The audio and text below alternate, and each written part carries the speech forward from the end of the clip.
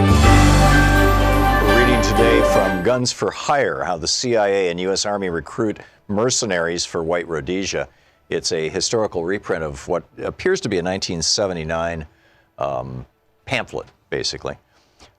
This is from the introduction. It does have an ISBN number. It is available in book sources.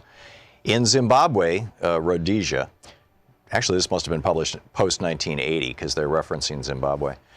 In Zimbabwe, Rhodesia, 270,000 white settlers, mostly immigrated since World War II, controlled the government and economy, ruling over the 7 million black Africans.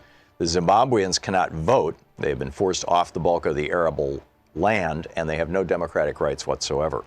All labor performance in Zimbabwe is black labor, and it is intensely exploited, often at less than subsistence wages.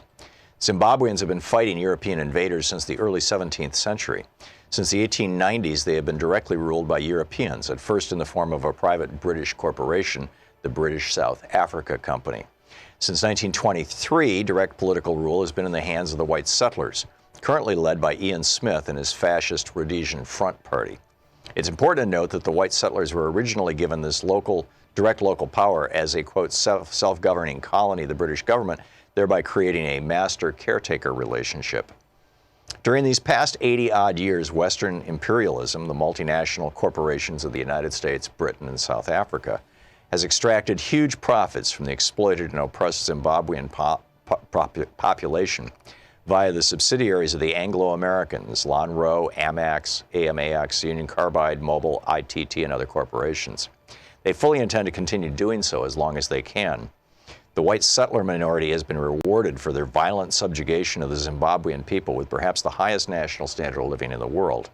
Sir Roy Welensky, the former Prime Minister of the Central African Federation, which included what is now Rhodesia, once said, "This man Smith has an appeal. It's the appeal of an easy life. For $6,000 a year, you can have 5 servants, a swimming pool, and a lot."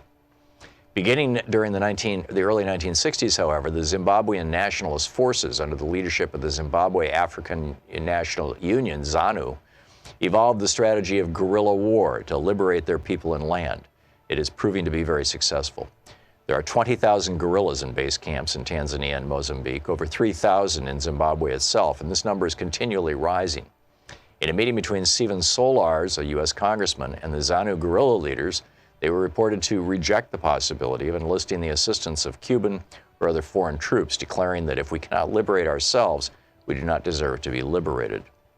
Despite Western propaganda to the effect that the U.S. and British only wish to avoid a bloodshed in Rhodesia, don't forget the Zimbabweans have been bleeding for almost a century, their real fear is that the liberation struggle will win. With this victory in sight, it is not surprising that the counterattack by the Smith regime has become more vicious and brutal. Actually, this must have been published pre-1980 because this is when Smith was still in power in Rhodesia. More than 250,000 rural Zimbabweans have been forced into concentration camps. Terrorist raids have been conducted against Zimbabwean refugees in Mozambique. Dusk to dawn shoot-on-sight curfews have been instituted and enforced in the border areas. And escalating counterinsurgency attacks have been launched against the military arm of the liberation struggle, the Zimbabwean People's Army, ZIPA. It is crucial for Westerners to understand that the Smith regime has not stood alone in this barbaric campaign. This pamphlet documents the critically important element in U.S. imperialism's support for the Smith regime, white mercenary reinforcements for the fascist Rhodesian, quote, security forces.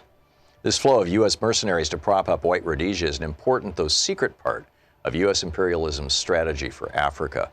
The U.S. has massive investments in southern Africa. Zimbabwe alone supplies the bulk of high-grade chrome ore used in the U.S. for jet engines and other advanced technological items. Coal, copper, and other minerals are ripped out of Zimbabwe for U.S. industry. Mobil Oil, Texaco, Hertz Rent-A-Cars, Holiday Inns, and many other U.S. corporations operate illegally in Rhodesia through foreign subsidiaries. More important still is South Africa, the fortress of U.S. interests in Africa, where $1.5 billion is invested by GM, IBM, Ford, and other giant multinational corporations. The liberation of Zimbabwe would, for the first time, penetrate the buffer zone of satellite countries protecting the borders of South Africa. South African guerrilla fighters, who are already training by the thousands in camps in Tanzania and Zambia, would have direct access to re-enter their land and accelerate the liberation struggle. Knowing that the stakes are high, U.S. imperialism has worked to strengthen the white supremacist outposts in Africa, although at times this had to be done covertly. In 1970, the Nixon White House approved Henry Kissinger's Operation Tar Baby strategy, based on Option 2 of the Secret National Security Study Memorandum Number 39. This strategy essentially called for covert military assistance, including direct exchanges, so the South African troops could be trained in the U.S. in specialized tactics and weapons. This would be done while the U.S. tried to convince Africans that it was on their side. This is from the pamphlet number 39, that Kissinger memorandum. We would maintain public opposition to racial oppression, but relax political isolation and economic restrictions without openly taking a position undermining the United Kingdom and the UN on Rhodesia. We would be more flexible in our attitudes toward the Smith regime. And it goes on from there. Guns for hire. We have a special video up over at thomhartmann.com for supporters of our program, and it's about how a letter that the IRS sent out to 3.9 million Americans saved 700 lives. And you're like, wait a minute, the IRS saved 700 lives? How did that happen?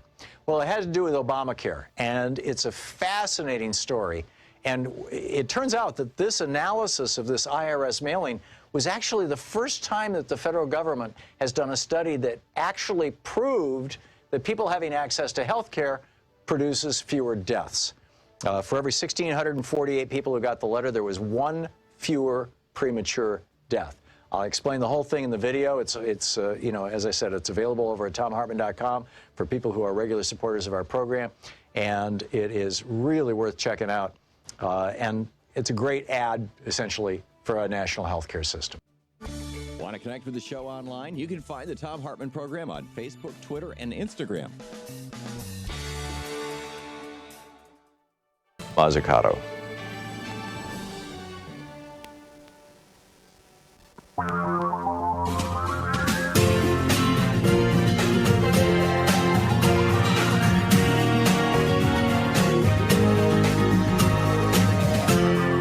This is the Thom Hartmann Program. Well, it's a beautiful day in the Pacific Northwest. I'm broadcasting live today from the Bellevue College TV studio, and so glad to have a bunch of people here with me as well. It is.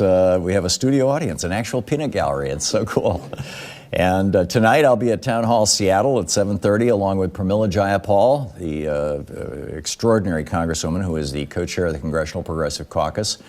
And just to FYI on the rest of the tour, Sunday, February 23rd, which is this Sunday, I believe. Yeah, it must be. I'll be in Minneapolis for the Blue State Ball. And on Friday, a week from Friday, on the 28th, I'll be at Powell's in Portland. And on Sunday, March 1st, at Frugal Muse Books in Chicago. And that event, the others require... Well, Powell's doesn't require tickets either. Both Powell's in Portland and Frugal Muse Books in Chicago just show up. And all the information's up at thomhartmann.com. So that's going on. And, you know, there's been, I keep seeing these basically hysterical posts, particularly on there's some progressive websites that are like, you know, hey, if Bernie's a nominee, that's wonderful, and, you know, or Elizabeth Warren for that matter. I think you could kind of interchange them in terms of, you know, how hysterical people in the, quote, middle and right are. But then there's other websites like Democratic Underground where there's literally every day a major thread that's pushed way up to the top that says if Bernie's our nominee, the party's going to crash and burn, and Donald Trump's going to get reelected, and we're all doomed, and you know, it's the end of the world as we know it. Thomas Palley is on the line with us. He's an economist. He's the co-editor of the Review of Keynesian Economics. His website, thomaspalley, Palley.com, has a brilliant new article on it. It's kind of a blog titled Bernie Sanders, Nothing to Fear Except Fear Itself. Thomas, welcome to the program. Hello, Tom. Thank you for inviting me. Thank you so much for joining us. Lay out your argument, if you would, please. Why these, well, in this case, you know, in the case of the people probably listening to this show all over the country and on Sirius XM and whatnot, our progressives are worried about Bernie. Why should they not be? And I think, and in your mind, can we also apply that logic to Elizabeth Warren if she ends up prevailing, even though the trend lines certainly seem to be on Bernie's side? Yeah. Well, it's very simple. Let's face it, Bernie Sanders is winning all the arguments. If you ask people, do we need a minimum wage, a higher minimum wage? They say yes. Economists say yes. Do we need stronger unions? People say yes. Economists say yes. That's the way we're going to correct our income distribution problem.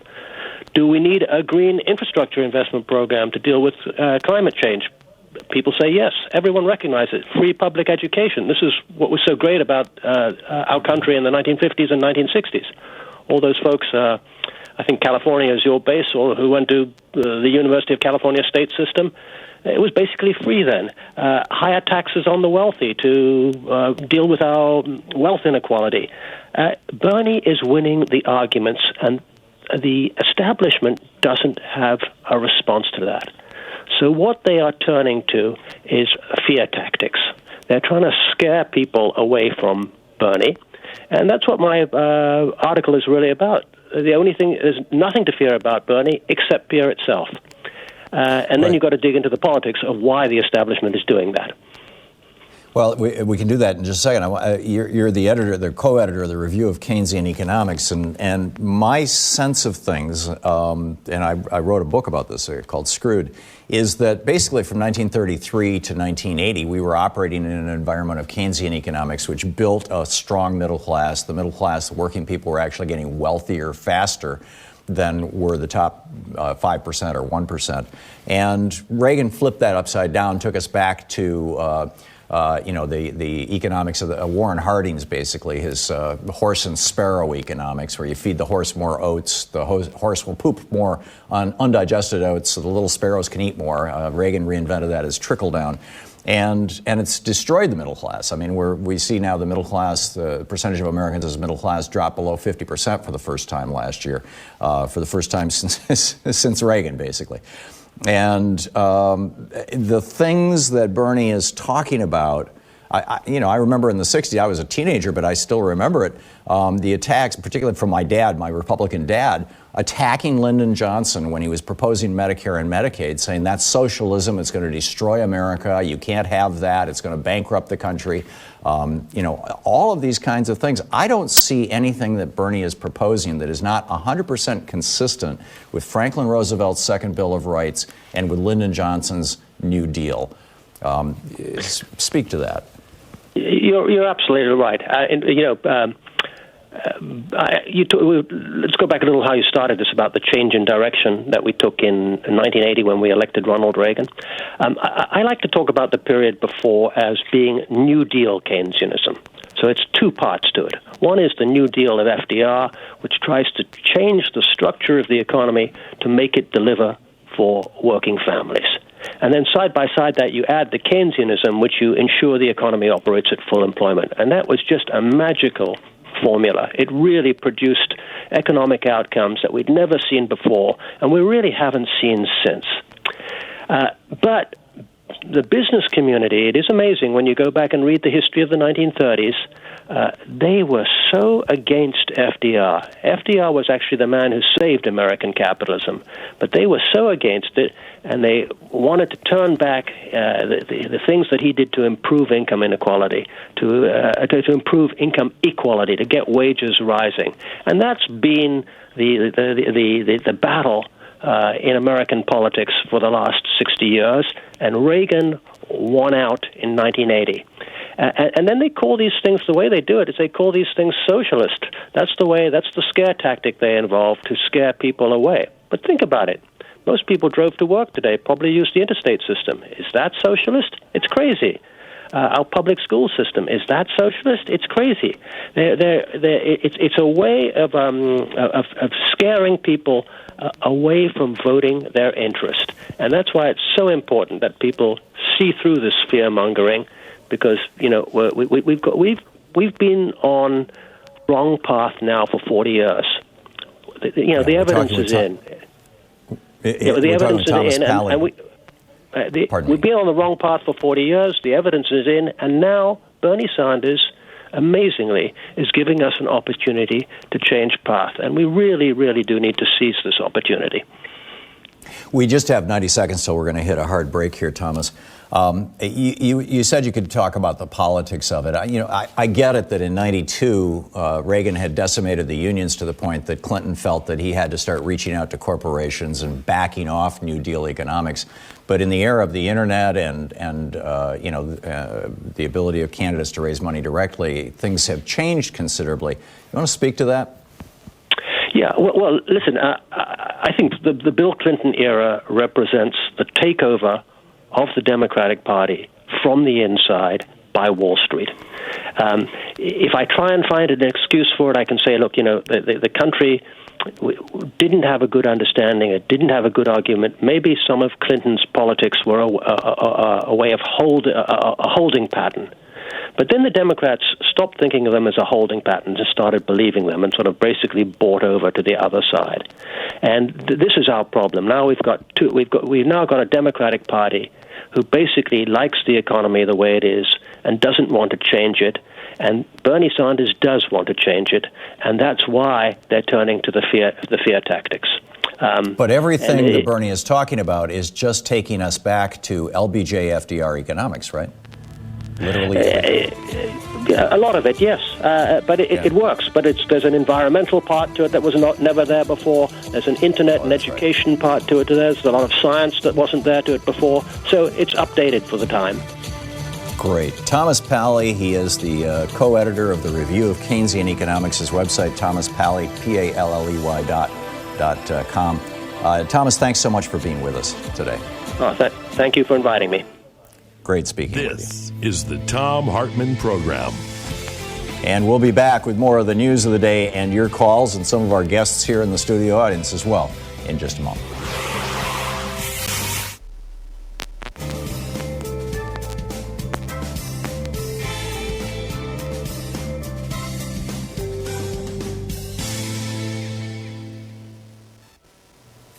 And welcome back. Paul in Lucerne, California. Hey, Paul, what's on your mind today? Hey, Tom. I'd like to talk about messaging. I keep on hearing about Democrats talk about want to redistribute wealth with the tax code. No, it's not redistributing wealth. It's redirecting wealth. And how you do that is you raise the top tax marginal rate to 50%. That way, you force companies to, I prefer 70. You force companies to put money back into the corporations and pay their employees better. Because if they pay themselves any more than $3 million a year, we're going to take 50 to 70% of it. And that's why the 70s were so awesome in the 50s and 60s, because we had a really high top tax marginal rate and forced employees to redirect their wealth back into their companies and back to their employees. That's what the word we need to use, not redistribute. Americans don't go for that. If you got something, you got it. Americans don't want to take something from somebody and give it back to us. They don't want that. But they would go for redirecting wealth with the tax code. They'd go for that. They'd buy that. They'd jump on that bandwagon and say, yeah, let's do that. It sounds better. I get your argument, Paul. I think it's a little late right now in the game for us to try to be redefining terms. The Republicans and the corporate Democrats have been using that word redistribution of income, redistribution of wealth, literally since the 1930s. So much like the word socialism, I think rather than trying to come up with another word that we can start, flogging, and, if I just try to do it on this show, that Talkers Magazine says we have 7 million listeners. I mean, that's throughout the course of a week. That's just a drop in the bucket. I'm not able to change the ship of state, as it were, nationwide and how we use language. I think more important would be for us to embrace redistribution of wealth and turn it from a bad word into a good word. I mean, if you look at, socialism 10 years ago, across all age groups polled as a negative word. Today, people under 25 are more than half of them will tell you that socialism is a preferable system to capitalism. And, so the word has been reclaimed. And I think that we can reclaim redistribution of wealth. I understand your idea. I like your idea. And I'll use redirecting from time to time as well. And your point about the top tax rate is huge, because people just don't even know, I think. And I think a lot of people in the Democratic Party don't know I can give you that the examples top of how tax it rate worked. was 91% right up until the late 60s when LBJ dropped it down to 74%. And it was 74% from the late 60s right up until, I think it was 1983 was when Reagan finally dropped it down to 25%. So, you know, and that was the end of Keynesian economics. The military raised the win-win election. Yeah, there you go. And that's what happened. Paul, thanks a lot for the call. It's great to hear from you. Lewis in Belfast, Maine. Hey, Lewis, what's on your mind today? Hi, Tom. I'm deeply concerned about something that occurred to me last week when I was listening to your program. And, realizing that the Trump administration always seems to be several steps ahead of us. And my concern is that there's a possibility that they will take this prison system that they have developed for the refugees and be, with the Patriot Act, they can pick us up off the street because they've already got a system in place and have places for us to go. So you'll recall, Lewis, that same concern was being expressed by Republicans when they thought Obama was going to put us in essentially re-education camps. I can't totally reassure you, but I'm not all that worried.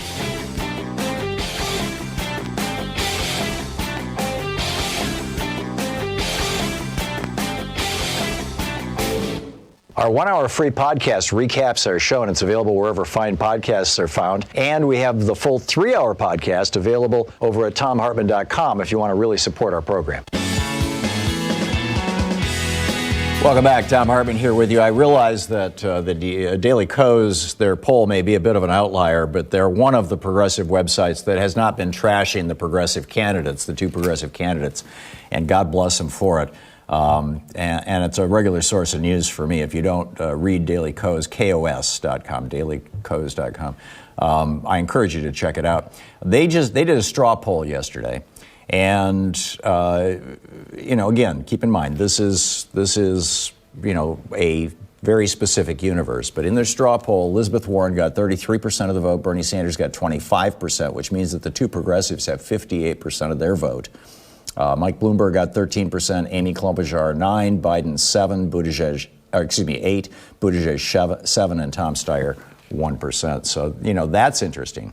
And another, I think this is a fascinating story. This is 3 judges on the 11th Circuit Court of Appeals upheld a lower court ruling. Florida, you'll recall, there was a ballot initiative in Florida, and I believe it was in the 2018 election. There might have been a special election or something, but, I don't follow Florida politics quite that closely, but I believe it was 2018, that would do away with the law that said that felons can't vote in Florida. And as have most states now, you just have a smattering of red states that don't allow felons to vote anymore. And the people of Florida overwhelmingly said, yes, let felons vote.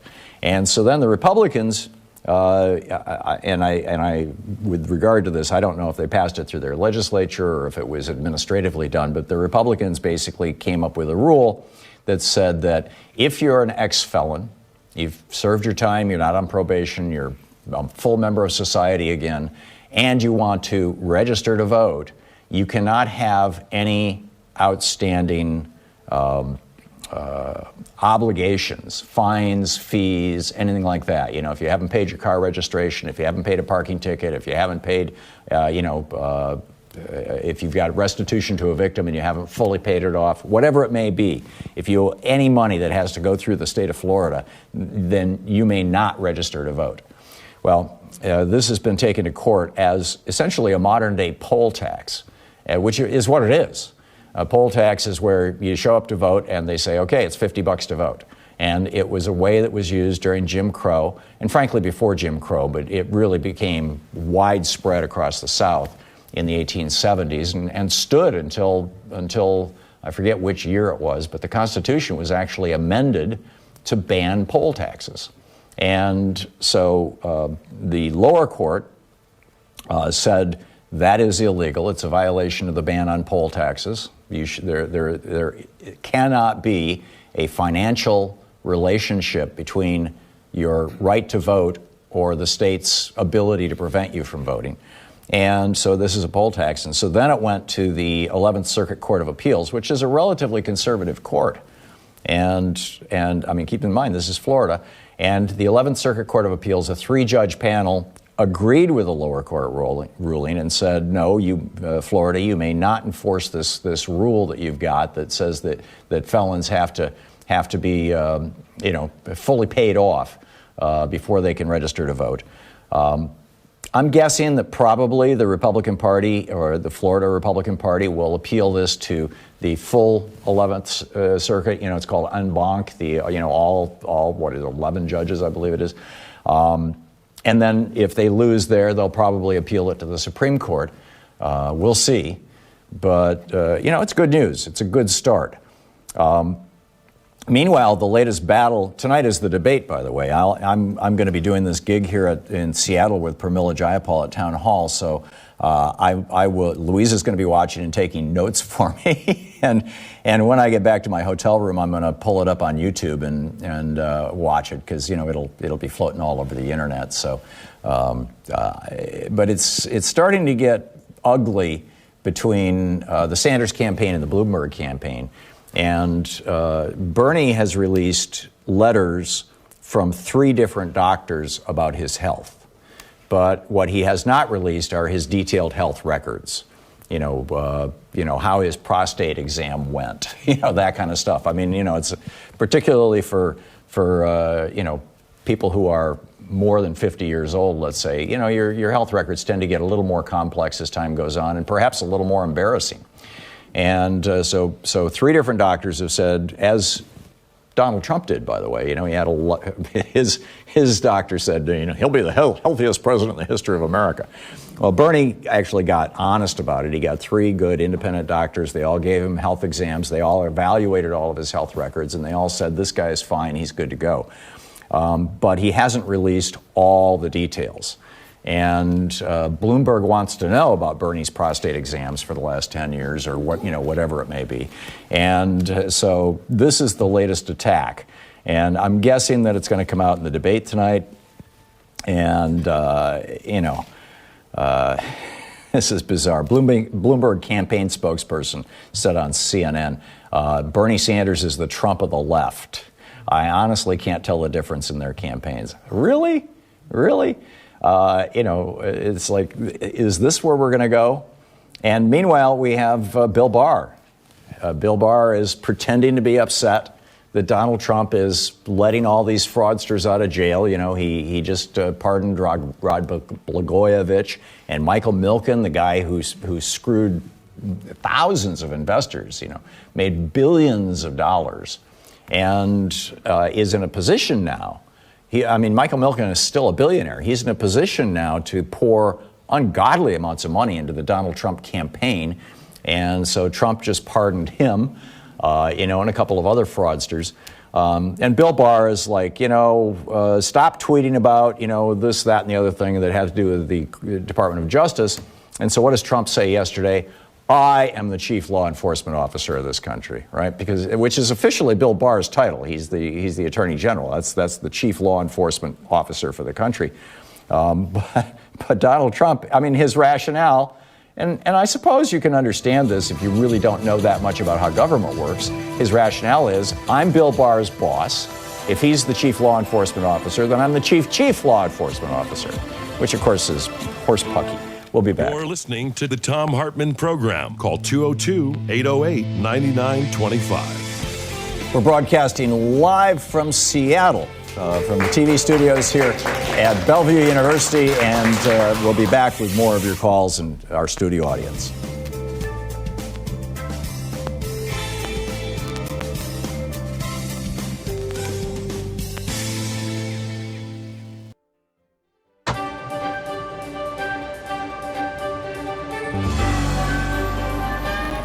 Our book today is Jailbreak Out of History by Butch Lee. This is from the first chapter, Jailbreak Out of History, Harriet. Focus on Amazons, about why we deal with real women as myths, girls who never really existed. Yet and again, all are around us, and that we can't bring ourselves to see. Because seeing through white men's eyes is about non-vision of ourselves. So let's deal with the real Amazon. Think about Harriet Tubman. Take 6 months. In fact, take a year and think. Break it on down. What does it mean to be the most famous new African woman in U.S. history? What does it mean to be stuck in that lie? What's the meaning of being famous while being hidden and disfigured and dissed? Let's jailbreak Harriet Tubman out of white history and place her in Amazon and New African, her story, her people's story.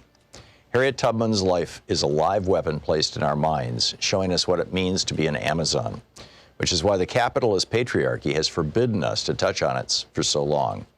In this, maybe for the first time, we can see Amazons as a future force in a clash of peoples and nations, not as myths, but as players in the whole difficult course of world politics. We can also appreciate the bittersweet tang of reality as the peeling away of layers of propaganda and disfigurement which have hidden Harriet from us exposes how much we assume and how little we have known. New African women have already pointed out the significant pattern of Harriet's exclusion. Cultural critic Bell Hooks said recently, if we could recover Ida B. Wells and Harriet Tubman to the extent that we've recovered, say, Zora Neale Hurston, I think that's an important contrast because people want to bury that revolutionary black female history. Historian Deborah Gray White connects Harriet's treatment to a larger pattern in the mainstream history of slavery, in which black women, quote, were reduced to insignificance and largely ignored, end quote. In examining the influential historian Stanley Elkins, she points out, quote, that Elkins seems to omit women altogether was accentuated by his description of slaves whom he identified as part of an American underground, those who never succumbed to Samboism. Among those mentioned were Gabriel, who led the revolt of 1820, Denmark Vesey, leading spirit of the 1822 plot at Charleston, and Nat Turner, an omission conspicuous by its absence, was Harriet Tubman.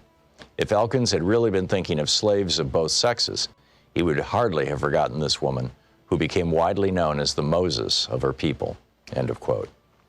Patriarchal capitalisms, which only want Amazons to be exotic myths about forgotten ages, have hidden Harriet Tubman in her own fame. They both trivialize and exceptionalize her. These are tools of oppressor culture. The stripped down and censored version of her life is told in elementary schools all over the U.S. empire. So much so that everyone thinks they know her story already, although they don't.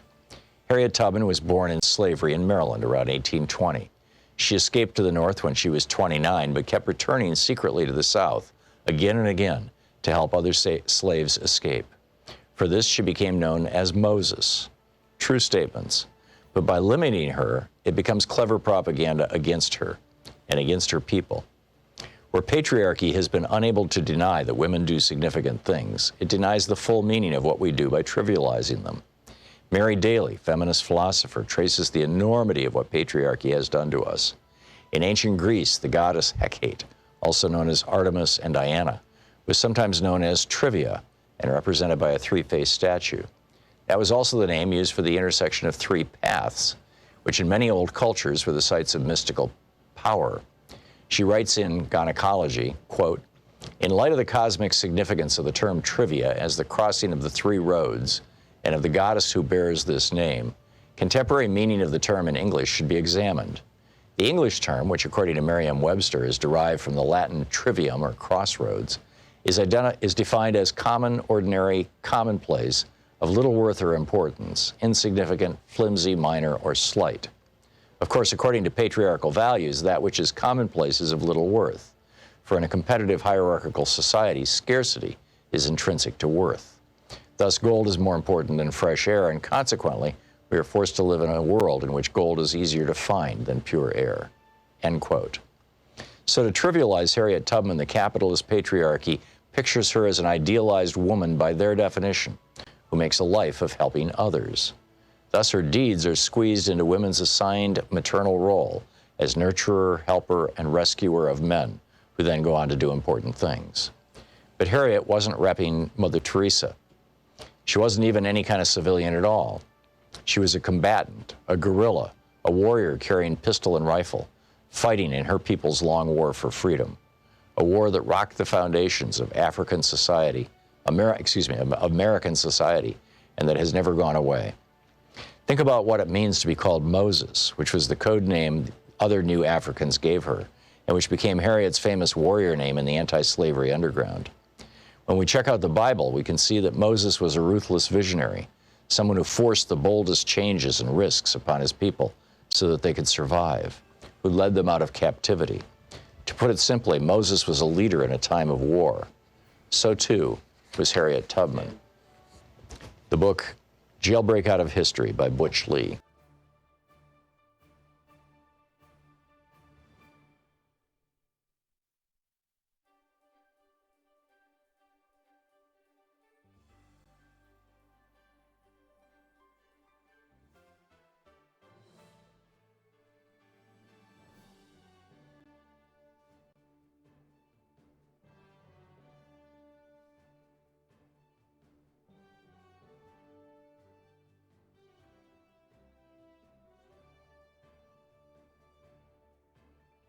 TV studios of Bellevue College, and we have a studio audience with us. And hi there.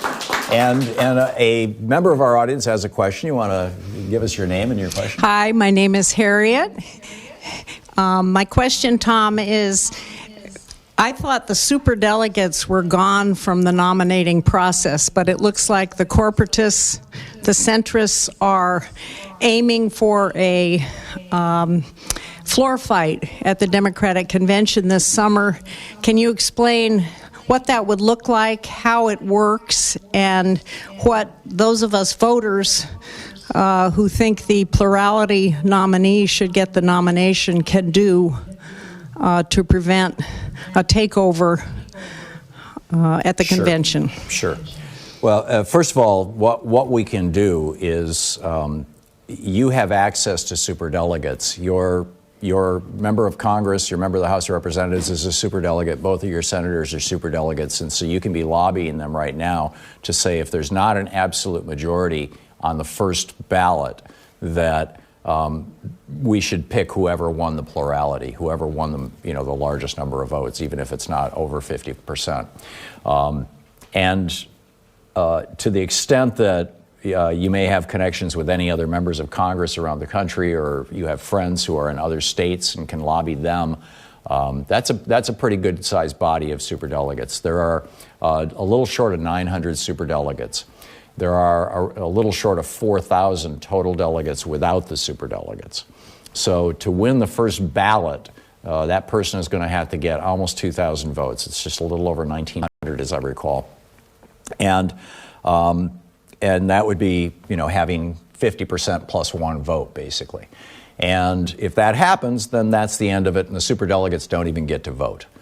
Under the rules right now, if there is a plurality but not a majority, in other words, if somebody gets 45% and then the next person gets 32%, the next person gets 19% or whatever, but nobody got over 50%, so somebody got a plurality, somebody got the largest number of votes, then what happens is it goes to a second ballot. And in the second ballot, under the new DNC rules, and keep in mind, under the old DNC rules, superdelegates voted on the first ballot.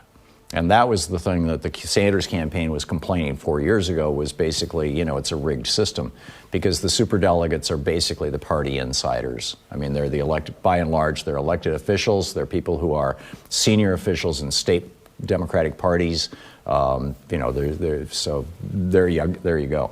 So I've seen on a number of television programs, and I intend to bring this up the next time I talk to Mark Pocan. Typically today is the day that he's on for a full hour taking calls, but this week he's on the road. I believe he's out campaigning with Bernie, because he's endorsed Bernie, and he's. But one of the things I want to ask him is about this. We have talked about it before, but how is the progress going? Are we getting any sort of commitment from the superdelegates, or basically from Tom Perez and the DNC leadership, that if there's a plurality, they'll go with it? But that's the problem. That's the situation. That's how it would work. So anyhow, did I answer your question? Yes. Yeah. Okay, great. Thank you very much. All right, I'm going to pick up some phone calls here. And by the way, just an FYI, because I'm on a remote location here, there's about a second delay between your phone and my phone. It's the amount of time it takes for our signal to get from Seattle all the way to Portland, and then from Portland all the way to Denver to the satellite uplink and back, and wherever your cell phone is, and all this magical electrons moving around. But so we will probably step on each other when we're talking, like I did with my guest, but don't worry about it. Onward we go, right? James in Federal Way, Washington, listening to KBCS, which is the station that is sponsoring and putting together this gig that we're doing here right now. One of our very favorite Pacifica affiliate or community stations. James, what's on your mind? Hi, Tom. Talking about socialism.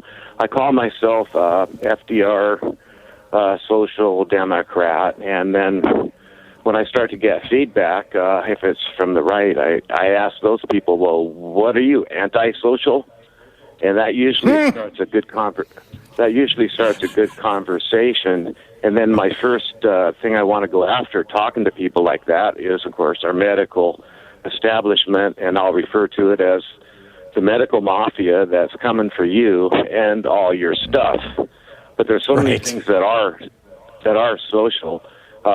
What do you want to be, antisocial? So when people come after Bernie for being a socialist and the rest of us, that's what I want to ask them. What are you, antisocial? And right down the line, you see all these policies in our country that I served proudly back in the late 60s and early 70s. It's just, I think you get my drift. So thanks. I do, yeah, and I love your response. And in the next hour, I'm going to be debating Julio Rivera about whether health care should be extended to people in the United States who are not here with documentation, who are here illegally. And if he throws socialism at me, I will try to remember. In the heat of things, sometimes stuff just slips by, but I'll try to remember to say, oh, you're antisocial, huh? That's a great one. I love that. Carmen in Whitefish, Montana. Hey, Carmen, what's up? Hi, Tom. I'm really getting really frustrated about this income equality. I watched Mayor Bloomberg bring in his, I don't know how many $100 million, but I understand he's in the tax bracket that 1/10 and 1%ers, where he got $350 million this year for the $2 billion that he makes. If he took that $350 million, since he's supposed to be so altruistic, and gave it to $1 million to every American, we have 330 million Americans. We could all be millionaires, and he could really make a name for himself. There'd be $20 million left over. I am sick of seeing people barely making the rent, don't have enough food. There's food banks around everywhere. There's homeless people standing right in front of me right now asking for money with signs out. This country is broke, and they're putting it all on the backs of people like you and I, when there's people like Bloomberg all over the place, and they're holding on to everything and banking their money, not letting it get out there so we could all make it work out here in society. So if he's so damn altruistic, he should have stepped up and said, you know what, I got $350 million this year. Why don't I just make everybody a millionaire? He could have been president. Well, Carmen, you need to slightly recalibrate your argument, because if you take $350 million and you give it to 350 million people, each person gets $1, not 1 million.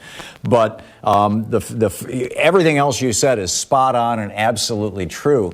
And in fact, there was a headline in the paper 2 days ago, I believe, that said that 2% of the U.S. defense budget could end hunger worldwide. I mean, the absurd lengths that we go to keep the rich rich and make them richer, mind-bogglingly richer, and Mike Bloomberg is a recipient of this, are just wrong. Now, as Mike Bloomberg, and Carmen, thanks for the call, as Mike Bloomberg points out in his hundreds of millions of dollars of advertising, and let me be very clear, if Mike Bloomberg ends up being the choice of my party, I will campaign for him. As I've said, Bill the Cat's hairball is better than Donald Trump. I will do everything I can. But, his defense has been, he sponsors, he has literally been one of the largest sponsors in the country of environmental movements and of anti-gun movements. What that buys him, how much goodwill that's going to buy him, I don't know. And he's now having to deal with being vetted for president. I mean, he ran 3 elections for mayor of New York, and But the real, when they really start lifting the rug and looking for the dirt, that happens when you're running for president, and they're going to be going after him in a big way, I think. Kenyatta in Los Angeles. Hey, Kenyatta, what's up? Hello, Mr. Hartmann. I just wanted to share, and we've had enough conversations. You've always been great sharing your air with me, to know that I'm nonpartisan. I go for intellect. And the most intelligent person in this particular race that could get me to the polls would be Bernie Sanders. There is no ideology. Bernie Sanders. He's a very bright guy, I can tell you from personal experience. And he's the person he's always been. And that's the point. He hasn't shifted from this to that, from this to that. But the point I wanted to make is I am just really up to my, whatever it is, anatomical part you want to think of that's high up with this talk about Bernie Sanders' age. Bernie Sanders is only 6 months or 5 months older than St. Valentine, Little Lord Fauntleroy. What's his name? Mike Bloomberg. He's only 5 months older than Mike Bloomberg. And then Joe Biden is only 6 months younger than Bernie Sanders. So it's all very specious. And it just really irks me because it gets away from the central arguments. And that's what we always do. The other point I wanted to make real quick, Tom, is this. I'm real concerned about Mike Bloomberg, particularly being black, because Michael Bloomberg has already done what people are accusing Trump of, and that's overturning the law or becoming some type of dictator, because Michael Bloomberg actually changed the law in New York because you can only run for mayor for 2 terms. He changed the law so that he could run for a 3rd term. That's my point. Yeah, he funded a massive effort for that, and it worked. And advertising works in America. That's the thing, Kenyatta, that we have to deal with now that the Supreme Court in 76, 78, and then again, with Citizens United in 2010 doubled down on this.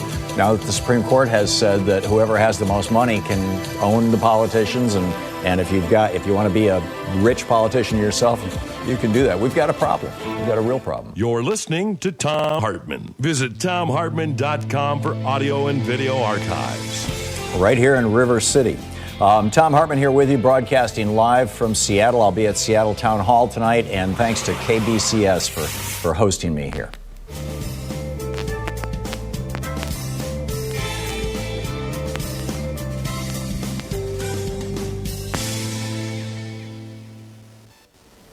And welcome back. Jerry, listening on KBCS in Auburn, Washington. Hey, Jerry, what's up? Can you hear me? Just fine. Tom? Great. Your guest you had on on the phone a couple of minutes ago, Tom Pauly, was right on. I graduated from a branch of the University of California about 6 months before Ronald Reagan became governor. All I can say is lucky me. The real reason I called is I'm assuming you'll be seeing Pramila Jayapal long before your town hall tonight. Ask her about the details of Monday night in Tacoma at Bernie's rally. First time I'd ever been to something like that, a political rally. Absolutely loved it. It was just out of sight, and I'm only about 3 years younger than Bernie. Last thing is, are you familiar with a website called neweconomicperspectives.org? Yes, I am. Oh, because they've got a great series over there by a guy named Mike Hexler. He's a PhD psychologist, but he knows a lot about economics. It's the most poignant series about what politics are really like in this country I've ever read. I downloaded it and printed it. It's about 48 pages, but God, it was just so enlightening. A lot of things that you've talked about before, just amazing. Yeah, I'll have to check it out. My recollection is that site and nakedcapitalism.com are the two major sites for the new monetary theory or whatever it's called. Stephanie Kelton's stuff. Exactly. It's actually the website for the economic department for the University of Missouri at Kansas City. And there's strictly a hetero econ group. Yeah. There's strictly an hetero econ group, and I get enlightened so much every time I go to that site. Yeah. Okay, that's great, Jerry. Thank you. I finished the book on Sunday, and I'll see you this evening. Okay, great. Thank you, Jerry. I'll look forward to it. Christopher in Tacoma. Hey, Christopher, what's on your mind today? Hi, Tom. It's an honor to speak to you. I'm just reporting from the Tacoma Dome Bernie rally 2 nights ago. They reported that there were 17,026 people there.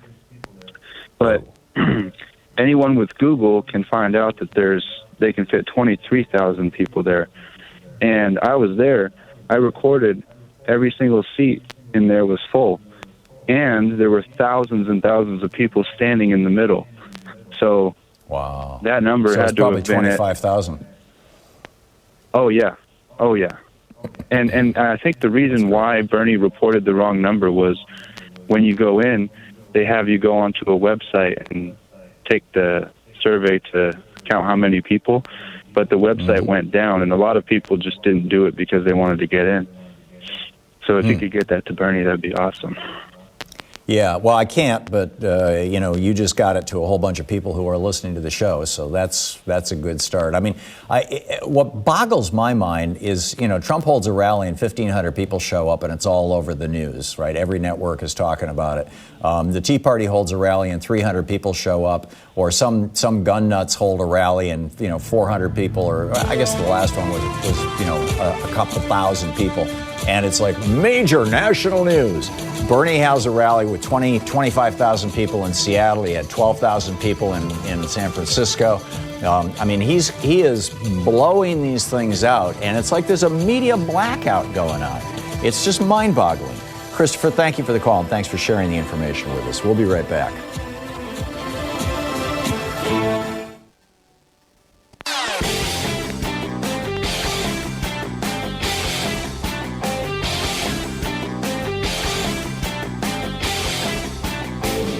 Our 1-hour free podcast recaps our show, and it's available wherever fine podcasts are found. And we have the full 3-hour podcast available over at thomhartmann.com if you want to really support our program. Welcome back. Thom Hartmann here with you. Sarah in Fort Worth, Texas. What's on your mind, Sarah? Hey, I would actually like to argue. I don't think that Trump is trying to be a king or a dictator. I think he's trying to be an emperor, personally. Okay, but, what's the distinction or the difference? The emperor gets a lot more people praising him. He has the ability to put more people under his thumb. He controls all the Senate if they disagree with him. I mean, all of it. That's my opinion. But I just think that's more adornment. And if you look at all of his decorating, it's all in gold. Anyway, yeah. What I called about the one is the economics. The one thing, when he first got elected, I mean, I bawled, I cried, and then I stopped and I got active, and I'm still active. And now with all these pardonings, and I'm crying again because no one is stopping him. And he's just bulldozing over everything. I've got my oldest son just got married, and they're going to start having grandkids, which I welcome. But that scares me because of the direction of what's going on. And my other son, my youngest son, that's 28, he's working 3 jobs with only 4 hours in between, where he has to start it up again. And if he loses one, you talk about economics. They're both on their own, but if they get one little blip, and we're already subsidizing them with money here and there as we can, but we're getting older. I'm retired because I'm disabled. I can't work, so it's only my husband's salary that's coming in, and we're not even talking a $400 can't afford, but something happens and both kids have to move back in, and this is our second marriage, and he's got 3 kids, and I mean, this is a disaster. Yeah, you're telling the American story right now, Sarah. This is, when you give the statistic that, we've gone from roughly 60% of Americans being solidly in the middle class in 1980, and now after almost 40 years of Reaganomics, it's fewer than 50%. It sounds like a statistic. Well, the statistic every, that 10% of Americans, that 30, 40 million American people who have fallen out of the middle class and into poverty, the millions of Americans who are now living homeless, who are living on the streets, and the millions more who are on the edge of it, or who are couch surfing or living with friends, and the tens of millions, perhaps over 100 million Americans who are having to work multiple jobs or work longer hours just to stay afloat, just to keep their head above water. In particular, given our housing costs are going up in large part because of these low interest rates, it's causing a lot of speculation there. And our healthcare costs are just totally out of control because you've got health insurance companies like United Healthcare, where they had 2 CEOs in a row take $1 billion in income. I mean, it's like, what? And all these millionaires and multimillionaires making multi-million-dollar salaries every year, and the average person is having to work 2-3 jobs, and even that is not enough to move out of mom's basement. This is America, and on Reaganomics. And we've had 2 Democratic presidents who didn't challenge Reaganomics, who were saying basically, we can tweak this around the edges. We can continue to have the health insurance companies rip us off. We'll just try to fill in the edges so that fewer people get ripped off. We'll continue to let the banksters rip us off, but we'll put into place a Consumer Financial Protection Bureau that will take care of the worst of the offenses. Which was a good step, and that was Elizabeth Warren's project. But now Trump is taking it apart. We need a complete repudiation of Reaganomics. We need to go back to Keynesian economics. And one of the cornerstones of, and thank you for the call, sir, I appreciate it. One of the cornerstones of Keynesian economics was that when the top tax rate goes above 50%, wealthy people begin to behave differently. Wealthy business owners keep their money in their business. Even small business owners will pay their employees better rather than take money out of the company. I've told my own personal story about this. Back in the 70s, I had an herbal tea company in Michigan, and we had a couple of really, really good years. And I was making a lot of money, and my CPA said, your tax, and the top tax rate at that point was 91%, and I was pushing up against 50. And he said, you're paying so much in taxes, it's stupid. Why don't you put the money back into the businesses? We developed the whole, and grew the company by 3 or 4 more employees. Because the taxes were so high. I mean, high taxes actually build economies. Look at all the other economies around the world. You've got very high taxes, and mostly on the rich, but even higher taxes on working people. In every developed country in the world, what's called surprise billing, which is where you go to the hospital and if you have Medicare Advantage, privatized Medicare, or if you have private health insurance, you have to go in network, right? So you say, okay, well, I'll go to the hospital. It's 30 miles down the road instead, because they're in my network. And then you're put under and you're rolled into the surgery room, and the surgeon who's working on you didn't bother to tell you that he's not in a network. And so you get home and you got a $20,000 bill for the surgeon. And there's no way to just, dump that on Medicare or anything like that. It's like, or your insurance company. And then pretty soon you got bill collectors chasing you. I mean, one of the fastest growing industries in the United States right now is bill collectors. Coming after people who have student debt, coming after people who have consumer debt. It's just insane. So anyhow, we're going to continue the conversation. Julio Rivera is going to drop by in just a minute, and we're going to be debating health care for, quote, illegal aliens, end quote. And we'll see where that goes. It's always interesting talking to Julio. He's a decent guy as a human being, but he's a big Trump supporter, so stick around. We'll be right back. You're listening to Thom Hartmann.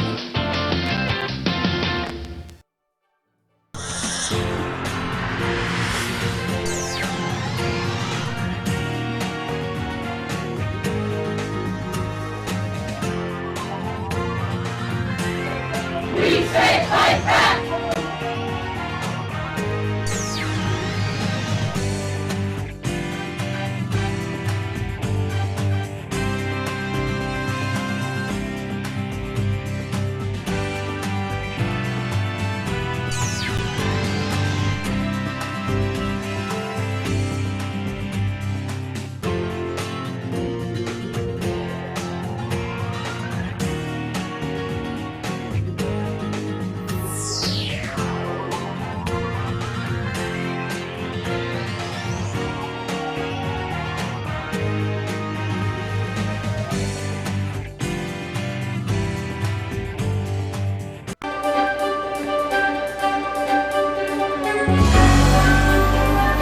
Our book today in the Thom Hartmann Book Club is Beyond the Valley, How Innovators Around the World Are Overcoming Inequality and Creating the Technologies of Tomorrow by Ramesh Srinivasan. This is from the introduction. Sergio, a friend of mine from Argentina, recently completed a trip around the world. I met him last year in southern Mexico, where I'd been visiting regularly since 2016 to learn from indigenous communities who have been creating their own digital networks. My visits there were inspired by my too long decade fascination with the internet and digital technology's rapid development. First as an engineer and later as an educator and researcher, exploring how digital technologies impact the lives of diverse cultures and societies. Sergio had not traveled extensively outside of his country before. When we met at a food vendor's table on a street in Oaxaca, he was buzzing with the excitement of having visited 5 continents and holding various jobs as a carpenter and farmer, for instance, or in the service industry at hotels and restaurants in just the past year. When I asked him about his range of experiences in parts of the world so different from where he grew up in working-class Buenos Aires, he made an offhand remark that stopped me in my tracks. Regardless of where you go, he said, people get pushed into the internet. That is what they want. After we parted ways, Sergio's comments stayed with me. I was struck by the contrasting but intertwined images it contained. The first being of people thrust into some alternative universe that exists beyond our screens. The second being of people who relate to the internet as a place where we share common ground. Like many of us, Sergio had the perspective of a user, simultaneously awed but also perplexed by the characteristic pushiness in which websites, mobile apps, virtual reality headsets, and a myriad of other digital devices have appeared and made their way into our lives. I wrote this book as a way to explore how we, the billions of internet users, can respond to the sea change that transformed an open world of online possibilities into something else altogether, a digital landscape of walled gardens and predetermined paths already programmed for us, for which we have little visibility and or control. If we're going to turn over our lives to these devices and systems, shouldn't we at the minimum have power over how they're designed and profited from? Shouldn't technology be people-centered, not in use and addiction, but in creation and application? As access to the internet and cell phones expands around the world, so too does the power and wealth of but a very few technology companies located on the west coast of the United States and in China.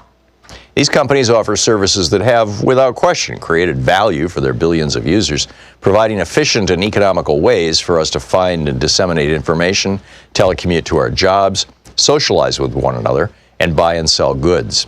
Many of us love the cheap prices on Amazon and how quickly the products we purchase arrive at our doorstep. Others believe that things like surveillance cameras, GPS tracking of people using smartphones, and the use of shared data to apprehend terrorists provide great value. But we may not also recognize that in the process we give up our individual rights to privacy, put our most vulnerable members of society at risk, threaten the viability of small businesses, and contribute to greater economic inequality and political division. In domesticating the wild west of the internet, the big tech companies have provided a vibrant market of beneficial tools and services for users and amassed unimaginable wealth for their executives and stockholders. But in the process, they have also supplanted the open democratic internet with a vast network of privately owned architecture. Imagine digital fences, highways, roads, bridges, and walls whose sole purpose is to control people's movement through digital space in ways that benefit their company's bottom line. Clinging to this idea of an open internet obscures the reality. The digital world is structured by static, hefty, and inflexible digital architectures. And like invisible borders, they enforce specific paths. We are increasingly aware, of course, that the phones and websites linking us to a wider world keep track of us, even when we're not using them, and that our personal data is vulnerable to covert collection and monetization. We have also experienced the amplification and rapid spread of propaganda, misinformation, and hate speech on the internet, too often with tragic results, all of which distract us from facts, contexts, and multiple points of view.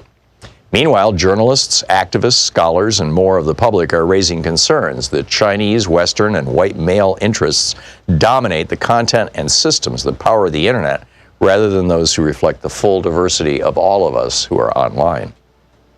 Finally, against the backdrop of profound economic inequality around the world, we have seen how the expansion of the gig economy has made work, wages, and benefits less secure than ever before, even as digital automation threatens to eliminate much of the current job market. I, like so many of us, derive incredible value from the services and products provided by Amazon, Google, Apple, Microsoft, and Facebook. But I also know that I've agreed to their terms of service without understanding exactly what I have given up in exchange for what I am getting.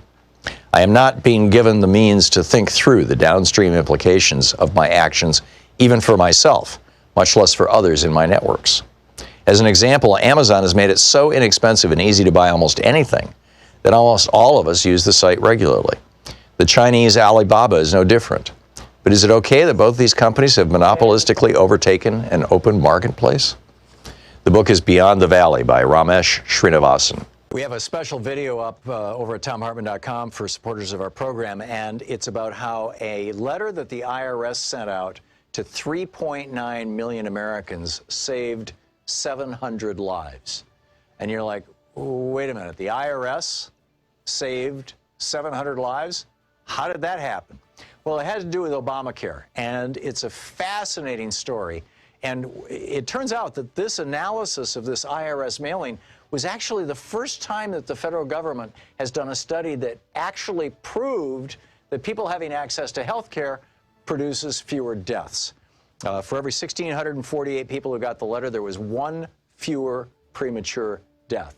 I'll explain the whole thing in the video. It's you know, as I said, it's available over at ThomHartmann.com for people who are regular supporters of our program, and it is really worth checking out. And it's a great ad, essentially, for a national health care system. Want to connect with the show online? You can find the Thom Hartmann Program on Facebook, Twitter, and Instagram.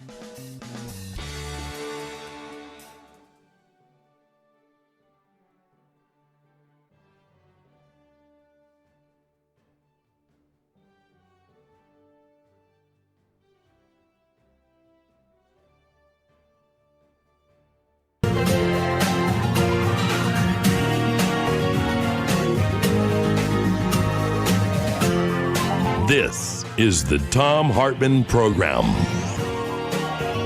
Welcome back. Thom Hartmann here with you, and we're broadcasting live from the studios of Bellevue College TV studio, and it's KBCS, our local affiliate here in Seattle that is sponsoring us, and we're so pleased to be here and complete with our own peanut gallery. On the line with us is Julio Rivera. He is the editorial director of Reactionary Times. He's a columnist for Newsmax, The American Thinker, and Town Hall. ReactionaryTimes.com is the website, and if you would like to tweet him, and people often do after our conversations, his Twitter handle is, oh yeah, it's Julio, OHYEAHITSJULIO. Julio, welcome back. Thank you so much for having me, Tom. I hope, my friend, you are well. The issue I wanted to discuss with you is, you know, I'm on, as you know, Donald Trump's email lists and the White House email lists and all this other stuff. And one of the messages that I've been getting periodically, it seems to happen about once a week, there'll be some rant about how, you know, Bernie Sanders and the Democrats want to give free health care that you're paying for to those illegal immigrants who are sneaking into the country. And, you know, I have an argument for why actually we should do that. But I'm curious your thoughts on this. Well, I mean, Tom, to me, it's just basic economic issue. I mean, we have a finite system, a certain number of fixed taxpayers. I think that when you allow for something like that and you make it be known to the rest of the world that we're going to go ahead and grant, you know, Medicare for all for undocumented citizens, you're just going to open, you know, the floodgates to people coming to this country from all over the world trying to seek that free health care. And who's really going to pay for it? I mean, I was looking at numbers in 2015, the total federal budget was $4.2 trillion, $4.2 trillion. We collected in total, you know, the total amount of taxes that federal taxes that we collected was $3.6 trillion. So we ran a deficit of $600 billion. I mean, could you imagine the kind of deficits that we're going to run if we're going to go ahead and pretty much make it be known to the rest of the world that anyone who just happens to cross into our borders will be entitled to, you know, really very, very expensive, the Medicare for all, healthcare is very expensive in this country. And, people coming in from different countries that haven't had the same level of healthcare up to the point where they enter, they haven't had the vaccinations, they may be carrying diseases. There was a big problem in the Minneapolis area when they accepted a whole bunch of Somali refugees back a few years ago, where I think it was somewhere around 85% of them were carrying this parasite that was very expensive to clear out of their body. And these are people who up to that point hadn't paid a penny into the system. And over 90% of those people also wound up getting on welfare and food stamp programs. So, I mean, we're very generous. We're the country that probably leads the world. I think, I know for a fact, we lead the world in total legal immigration. I think we're doing enough. I mean, I don't think that that's something that we really need to grant people, but I would love to hear your argument as to why. Sure. My argument as to why is, I was in Australia and I got sick. I got Giardia, which is a parasite, actually. It infects water supplies. It's just the most god-awful food poisoning that you can imagine. And they treated me for free. The total bill was $25, and that was for the medication that killed the parasite, and which I got down at the pharmacy down the street. But seeing the doctor cost me absolutely nothing. And the reason why is because Australia doesn't want sick people walking around inside Australia. I mean, if you're sitting in a Chipotle or in a McDonald's or whatever, you're sitting in a restaurant in Brooklyn, and the person next to you has tuberculosis or has coronavirus, God forbid, and they are highly contagious, but they can't seek medical care because they're not here legally. How do you think that's a good thing? Every other country in the world, I got sick in Germany once. I ended up in the hospital. I thought I wasn't sick. I thought I was having a heart attack. Cost me absolutely nothing, and that was for CAT scans and everything. I mean, it was just a major workup. And my daughter got sick in England once. It was an ear infection. It wasn't something that's highly contagious, but again, the doctor came to the house. Actually, he made a house call and gave her it was amoxicillin, the antibiotic to knock it out, and there was no charge at all, because again, none of these countries want there to be sick people in their countries. It's a public health issue, Julio.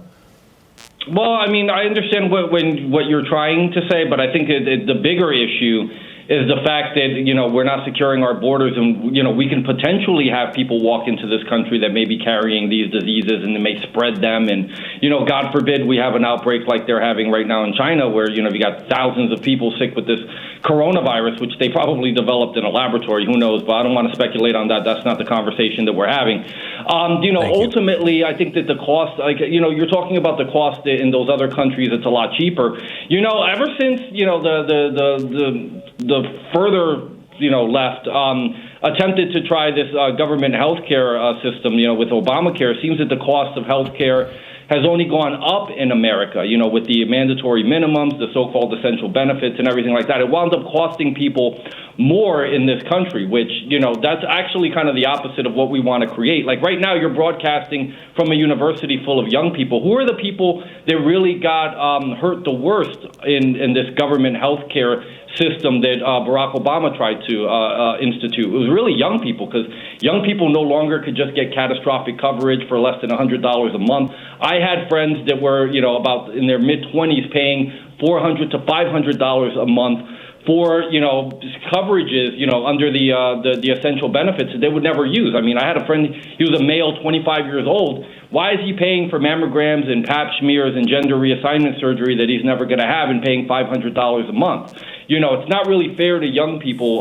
The previous system we had, I just read a report claiming somehow that Medicare for all would somehow save America money. It was a study, I don't know if you saw this, it was conducted by Yale University, the University of Maryland, and I believe another school. Did you see that, Tom? Yeah, and I did, and there was another one that was published earlier this week in The Lancet, the British medical journal that is considered the gold standard for the world.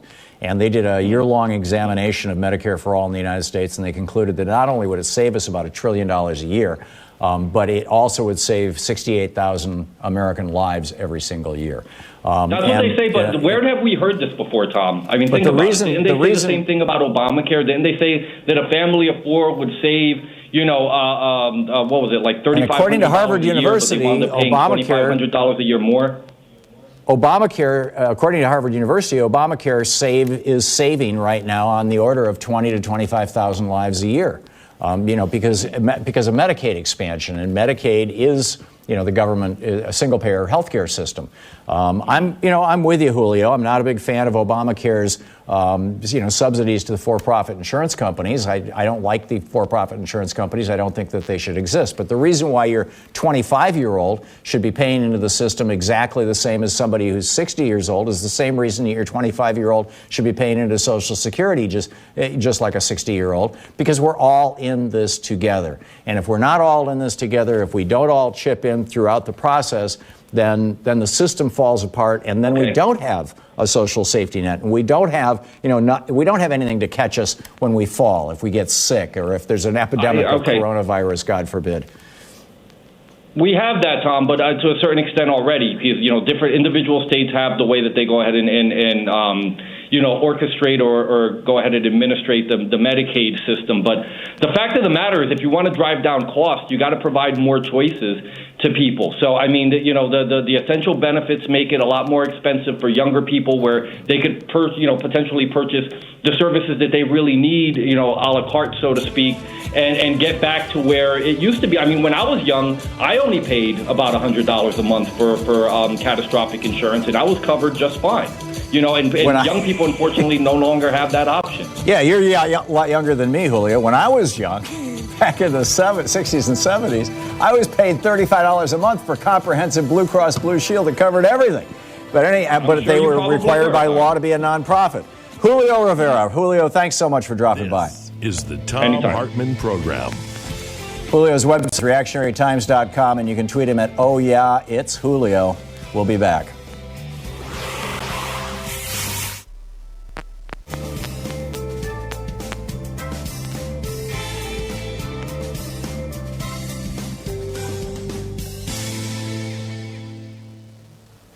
And welcome back. Morris in Long Beach, California. Hey, Morris, thanks for listening to KPFK. What's up? Oh, nothing, Professor. Just want to share this with you. Bernie Sanders is the first ballot nominee for the Democratic Party. Okay, straight up. MSNBC, CNN, they're coming around now. Now, Fox News, what they do, they just avoid everything.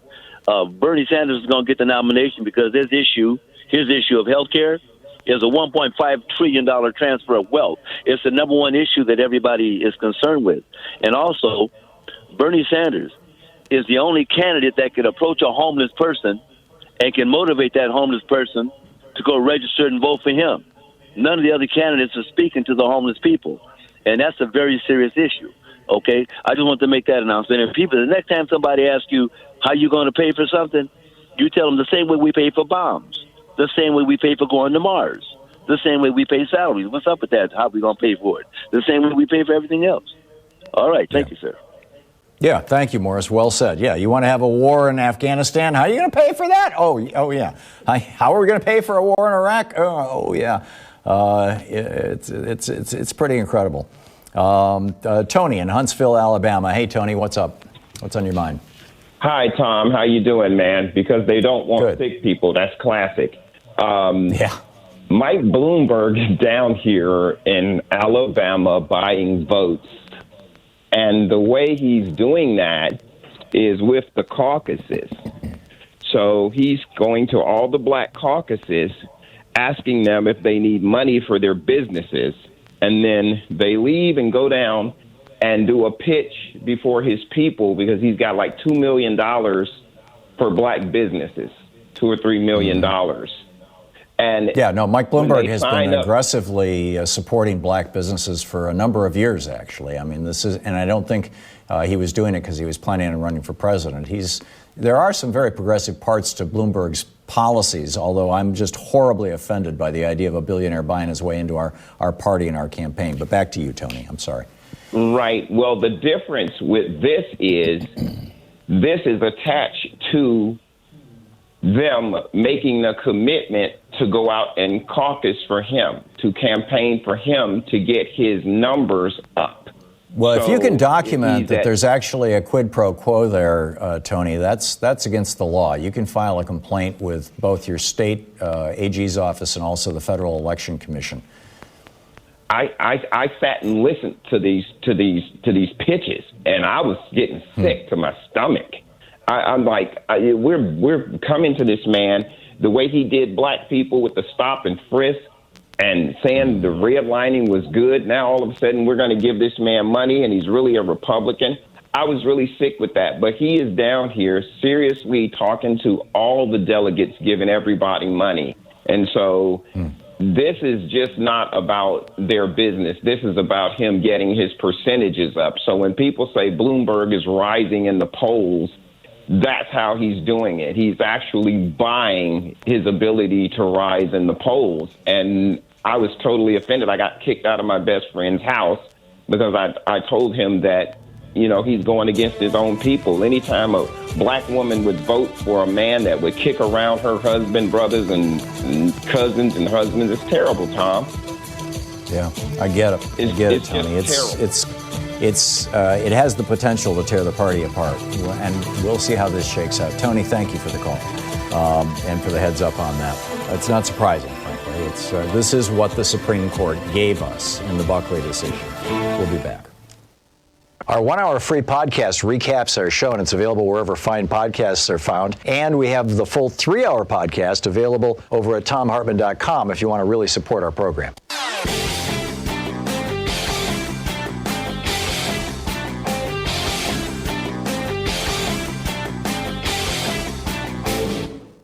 We have a special video up over at thomhartmann.com for supporters of our program, and it's about how a letter that the IRS sent out to 3.9 million Americans saved 700 lives.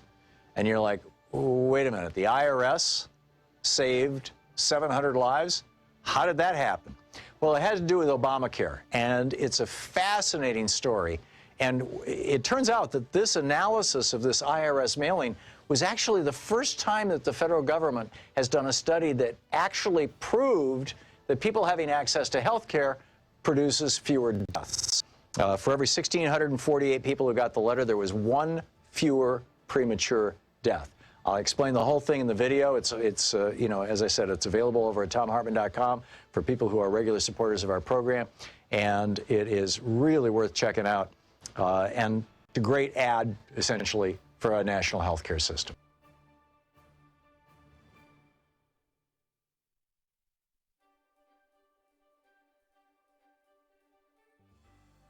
Been here with you, and you know, quite the day here. We've got a big debate coming up tonight.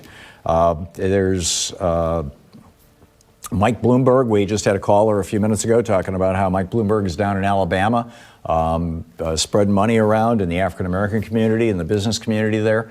I pointed out he's been doing that for a number of years. There was a fascinating piece in the New York Times this morning. In fact, it was the New York Times daily briefing, as it were, that was talking about the specifics of Bloomberg's program, and actually I've got it here in Axios. But you know what he has, you know what he is suggesting. I'm trying to find this here. Yeah. In any case, basically he has adopted. You remember when Bernie Sanders on this program, like 10 years ago, 12 years ago, Bernie Sanders was saying we need a tiny, tiny tax on Wall Street. We had this tax. It was started in the 1930s. Franklin Roosevelt started it. It was called the STET tax, S-T-E-T, Securities Transaction Excise Tax. And it was like 0.1%. It was just, it was just a tiny fraction. And every single time you traded a stock, every time you bought or sold a stock, there was this tax to pay. And the tax was originally created to fund the Securities and Exchange Commission, which Franklin Roosevelt started in order to regulate Wall Street. And the tax produced so much money that by 1963, when Jack Kennedy was president, I'm pretty sure it was 63, it was such a huge surplus that the Republicans, by and large, but the Democrats, enough of them went along with it to actually change the law, said, you know, This tax is generating all kinds of money, and the Securities and Exchange Commission has a relatively small budget. Why don't we just fold the SEC budget into the general federal budget and do away with the stat tax? Wall Street, of course, was obviously lobbying for that. So once they did away with the stat tax, what that tax had worked as was basically sand in the gears of the Wall Street machine. It slowed everything down a little bit. But without that tax, now we've got this high-frequency trading going on where more than half of all the trades on Wall Street on any given day are not done by people. They're done by computers, by robots that are running off algorithms and are literally making people $1 billion a day in profit, individuals and corporations, and they're moving their offices closer and closer to Wall Street, so that microsecond of transmission time over the wires, doesn't become 5 microseconds. If they're 10 blocks away from Wall Street, they've got to be right next door to the trading floors and stuff like that. And 60 Minutes, in fact, did a good show on this back maybe 4 or 5 years ago. If there was a stat tax, it would gum all that up. And so, obviously, you've got a bunch of billionaires who are very upset about the possibility of a stat tax. But Elizabeth Warren is calling for this tax. Bernie Sanders has been calling for this tax, for 15 years, ever since he was first on this program in 2003. He was the one who introduced it to me. And I ended up writing a chapter about it in my book, Rebooting the American Dream. Well, Mike Bloomberg has now embraced this tax and financial transaction tax. And over a 10-year period, he's estimating that it would raise $500 billion. I mean, we're talking serious money. Bloomberg has also adopted Bernie Sanders' position that the post office should go back to doing banking. We used to have postal banking in the United States where you could cash a check at the post office if you didn't have a regular bank account. The post office even had postal savings accounts. And, Bernie's been kind of the only guy out there saying this. And now Bloomberg is saying this. Whether these things, whether becoming kind of reinventing himself as a progressive Democrat is going to get him the nomination or get him friends or win him the election is a whole completely separate issue. But the fact that a former Republican who is worth $60 billion and who made his money on Wall Street, in fact, to this day, Bloomberg terminals are generating over $1 billion in revenue every year, or several billion actually in revenue every year, because they're used by Wall Street. The fact that somebody with that background would start supporting these things proves that the things that Bernie has been saying and the things that he has said he wants to do if he becomes president are not outside the mainstream. They're common sense. The reason that these things haven't been made into law, that we haven't gotten the stat tax back, the reason why we haven't seen the post office offering banking, for example, is because the Supreme Court said that if you're a billionaire, you can own politicians, and the billionaires who have stepped up to own the politicians have been the right-wing ones, and they've funded things like the Heritage Foundation and the Cato Institute, and they're on NPR all the time, and they're on TV all the time, and they're writing op-eds in the newspapers, and half the time you don't even know it's who they are, and they're on Stephanie Ruhle's show every morning on MSNBC, it seems. And saying, Bernie, it would be a disaster if we were to go back to the politics and economics of Franklin Roosevelt and Lyndon Johnson. It'll be a disaster for America. Excuse me. Franklin Roosevelt put America back together and set us on the path to prosperity, and Lyndon Johnson lifted half of the people in poverty in this country out of poverty in a decade. It's time to reverse Reaganomics. You're listening to the Thom Hartmann Program. Call 202-808-9925. We'll pick up your phone calls, and we've got studio audience questions right after this.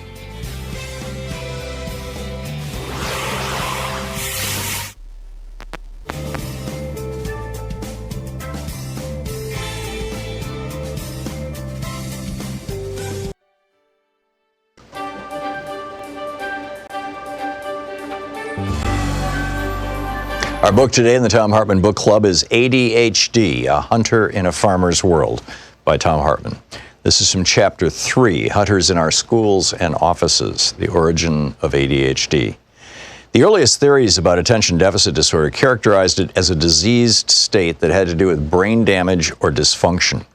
At various times, it has been lumped in with fetal alcohol syndrome, mental retardation, various genetic mental illnesses, psychiatric disorders resulting from early trauma or childhood abuse, and the theory that parental smoking led to fetal oxygen deprivation.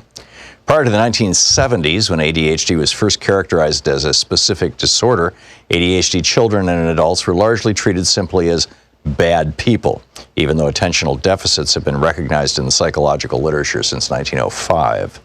They were the kids who always got into trouble, the James Deans of the world, the rootless and unsettled adults like Abraham Lincoln's father, the Lone Ranger, or John Dillinger.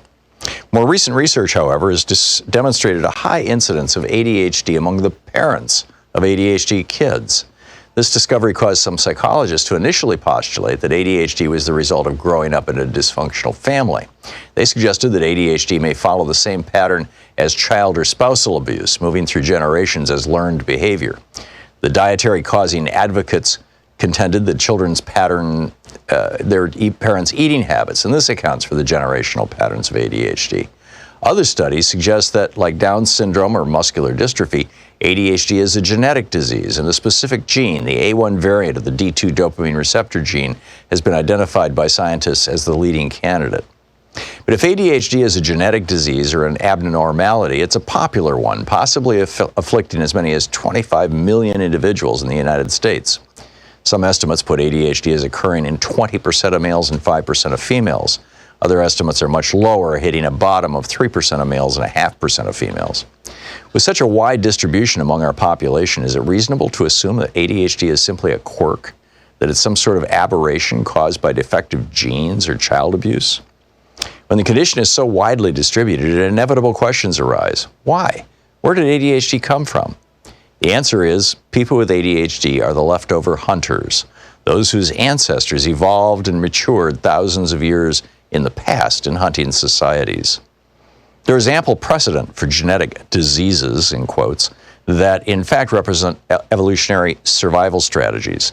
Sickle cell anemia, for example, is now known to make its victims less susceptible to malaria. When living in the jungles of Africa, where malaria is endemic, it was a powerful environmental tool against death by disease. In the malaria-free environment of North America, it became a liability. The same is true of Tay-Sachs disease, a genetic condition that hits mainly Eastern European Jews and confers on them a relative immunity to tuberculosis. And even cystic fibrosis, the deadly genetic disease common among Caucasians, 1 in 25 white Americans carries the gene, may represent a genetic adaptation. Recent research indicates the cystic fibrosis gene helps protect its victims at younger ages from death by such diarrheal diseases as cholera, which periodically swept Europe thousands of years ago. It's not so unusual, apparently, for humans to have built into our genetic material protection against local diseases and other environmental conditions. Certainly, Darwin's theory of natural selection argues in favor of such bodily defenses. Those individuals with immunities would survive to procreate and pass along their genetic material. As the human race moved from its earliest ancestors, two basic types of cultures evolved. In areas that were lush with plant and animal life and had low human population density, hunters and gatherers predominated. In other parts of the world, particularly Asia, farming or agricultural societies evolved. Be it pursuing buffalo in North America, hunting deer in Europe, chasing wildebeest in Africa, or picking fish from a stream in Asia, these hunters needed a certain set of physical and mental characteristics to be successful. Number one, they constantly monitor their environment. That rustle in the bushes could be a lion or a coiled snake. Failure to be fully aware of the environment and notice that faint sound might mean a swift and painful death. Or that sound or flash of movement might be the animal the hunter was stalking, and noticing it would mean the difference between a full belly and hunger. I've walked through forests and jungles with modern hunter types in the United States, Europe, Australia, and East Africa, and one characteristic always struck me. They notice everything. A flipped over stone, a tiny footprint, a distant sound, an odd smell in the air, the direction in which flowers point or moss grows.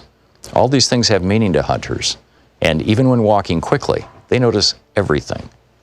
Number two, they can totally throw themselves into the hunt. Time is elastic for them. Another characteristic of a good hunter is the ability to totally focus on the moment, utterly abandoning all consideration of any other time or place. When the hunter sees the prey, he gives chase through gully or ravine, over fields or through trees, giving no thought to the events of the day before, nor not considering the future, simply living totally in that one pure moment and immersing himself in it. When involved in the hunt, time seems to speed. When not in the hunt, time becomes slow. While a hunter's ability to concentrate in general may be low, his ability to utterly throw himself into the hunt at the moment is astonishing.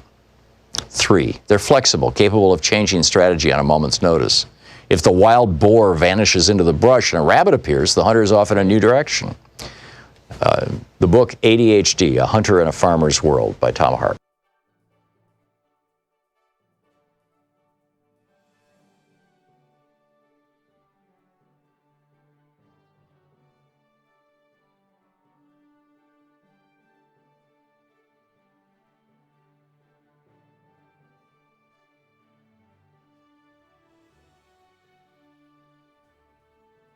It's on page 90 in the history of the war on voting.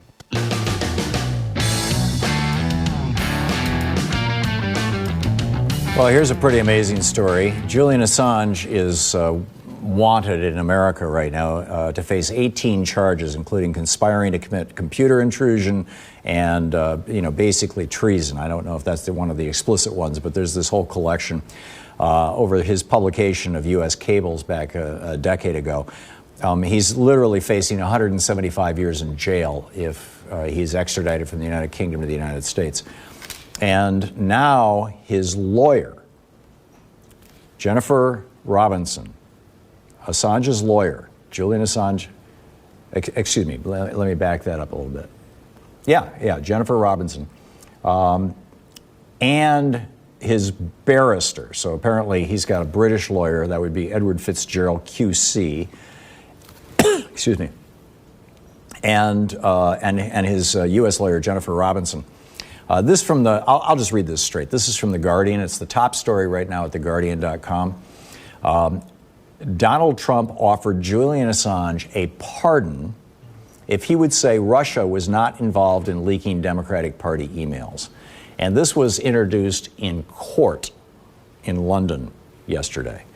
Assange's barrister, Edward Fitzgerald QC, referred to evidence alleging that the former U.S. Republican Congressman Dana Rohrabacher, who has a long history of having a very good relationship with Russia, which, you could argue is a good thing, but maybe not, depending on how he uses it. Dana Rohrabacher had been to see Assange while he was still in the Ecuadorian embassy in August of 2017.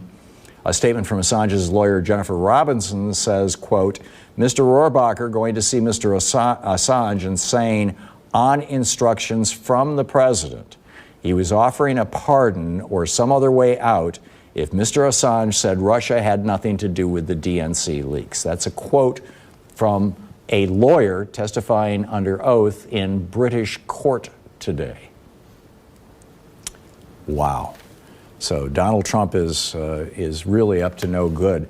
I'm going to invite a member of our studio audience here to ask a question. You are. Hi, Tom, and thank you very much. My name is Chris, and I am from Sammamish, and we support KBCS.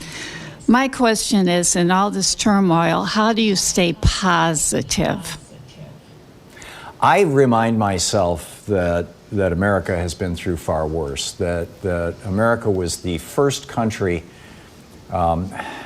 I suppose you could argue that Greece and Rome were, or at least the early Greek and Roman republics were founded on an idea, but America was the first country in the modern era that was really founded on the idea of personal liberty. Now, it was obviously very badly acted out, with slavery and the fact that women didn't even get the vote until 1920 and all these other things. But that idea of the Enlightenment was there, and it took hold, and it took hold deeply. And I think the reason why it resonates so deeply in all of us humans is because it is our real nature. It's our true nature to take, to care for each other, to be part of a community. This is why the human race is still around after 300,000 years or longer, is because we do care for each other. When you look at tribal societies, they tend to function democratically, small d democratically. When you look at Aboriginal, Indigenous societies all over the world, they tend to function democratically. There's a chapter in my book, What Would Jefferson Do?, about how animals function democratically. I've told the story of the red deer for years and years.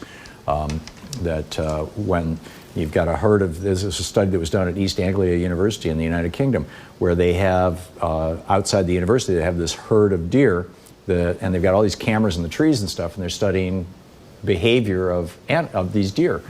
And what they found, it's a really tough decision when the deer are grazing, and they're walking around eating leaves and stuff like that.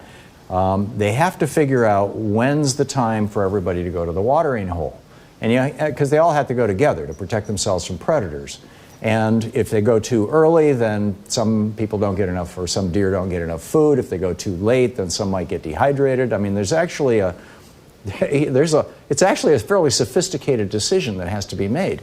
And the way that they do this is around the time that typically that they go to the watering hole, what you'll see is that deer will start orienting their bodies, and there were multiple watering holes, there were 2 or 3 of them, and they will start angling their bodies toward a particular watering hole. And when they hit 50% of the deer pointing at the watering hole, suddenly the entire herd just goes there and drinks and gets their water. You see this with a flock of birds. Birds, when they're flying, they're voting literally with every wing beat, and they might be voting to move a little to the left, and the whole flock eventually, when 51% of the birds are moving a little to the left, it just spreads through them because it's democracy. You see this with schools of fish. They've done this slow motion photography now, and we discover that all of these animals are functioning small d democratically. And that's why, if you look at tribal people, if you read Peter Farb's book, Man's Rise to Civilization and the Native Americans, he went back and looked at first contact reports from the 1600s, the very first contacts between Europeans and Native American people, and chronicles, I think, 28 different tribes in that book. It's a masterpiece, that book. And I'm not sure if it's still in print, but you can get used copies. I have several of them. And I quoted extensively in Last Hours of Ancient Sunlight. And he talks about how basically every tribe in America was a functioning democracy, and more functional as a democracy in many ways than what we have right now. And these tribes, they were called hospitality societies, potlatch societies, where the way you gain status is not by having stuff, but by giving stuff away. This is humanity. I mean, this is in our DNA as mammals. It's in our history for hundreds of thousands of years. It spans across all of the hominids, obviously. They just found a Neanderthal burial place in Iraq last week. It's a big story in the news. And it was this elaborate burial ritual that obviously the whole community had participated in. And these are people who aren't even Homo sapiens, look at, elephants mourn their dead. And so democracy is our default mode. And when we try and move away from it, when Japan moved away from it and started a war, when Germany moved away from it and started a war, it was horrible and bloody, but we ultimately rebalanced ourselves. And so my scientific understandings and my historical understandings, and in the context of history, looking at the history of the United States, looking at the hell we've been through. We've been through 2 world wars. We've been through a civil war. We've been through a revolutionary war. We went through the failure of Reconstruction. We've been through so many different changes. We continually, but through that entire arc, that entire 240 years of history, if you look at it decade by decade by decade, yeah, sometimes we backslide, but broadly speaking, we're constantly moving forward. And even this backsliding that has happened since the Reagan Revolution, when they kicked out Keynesian economics, now we're seeing Bernie Sanders and Elizabeth Warren coming back and saying, no, let's return to Keynesian economics, let's reject Reaganism and return. And we may not make it this time. I mean, we might get a Democratic nominee who is just fine with continuing another 4 years of the Reagan Revolution. I think that will be unfortunate. But I don't think it'll be a disaster. I think the disaster would be electing Donald Trump. But even if Donald Trump gets reelected and says, okay, screw the American experiment, and I'm going to start taking the so-called FEMA camps that Obama was going to put all the conservatives in, and there's no such thing, of course. But there are these private prisons that are being built for the refugees who are trying to come to this country, and they're also building quarantine centers right now for tens of thousands of people around some of the big military bases. even if Donald Trump was to start putting people like me in jail, which is typically the first thing that somebody like that would do. This is what Orban did in Hungary. It's what Duda is doing right now in Poland. It's what Duterte is doing right now in the Philippines. It's what Bolsonaro is doing in Brazil. Even if that happens, I have absolute faith that within a decade, at the most a generation, America will bounce back, because those founding ideas of the Enlightenment, and they weren't even the founders and framers of America. These were the philosophers of Europe, Jean-Jacques Rousseau and John Locke and all the way back to Thomas Hobbes. I mean, he was the first person to say people can rule themselves. We don't need kings. A radical idea. That was 1634. And it led straight to 1776. So I see this as a time of crisis and challenge. But that should activate us and energize us rather than frighten us and depress us and demoralize us. Yes, we've got major forces against us. Yes, the Supreme Court has rigged the game, in favor of the rich. That doesn't necessarily mean it's a disaster. I think we can come through this. And even with Bloomberg, I mean, he's talking like a progressive now. I believe in redemption. I believe that people can change. If it turns out that this is just a, kind of a shuck and jive that he's just saying to try to get elected, and then he becomes president and tries to turn himself into Richard Nixon, there'll be a hellacious response from the nation. And let's keep in mind, one of the richest people who was ever elected president of the United States, well, the two richest guys ever elected president of the United States in the 20th century were Franklin Roosevelt and Jack Kennedy.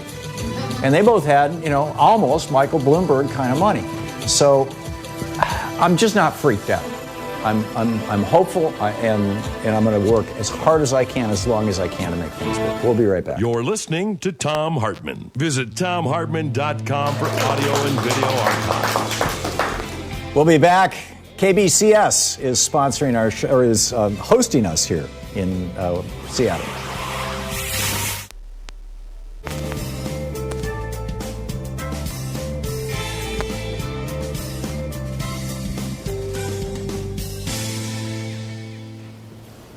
And welcome back. Hang on just a second while I hang my IFB receiver. Let's see here. Brenda in Flint, Michigan. Hey, Brenda, thanks for watching Free Speech TV. What's on your mind today? Hi, Tom. I live in a senior independent facility here in Flint, and 8 of us always eat at the same table every day. And it looks like Mike Bloomberg's advertising in Michigan is working, because 5 of us at the table are going with Mike, 2 for Bernie, and 1 is still undecided.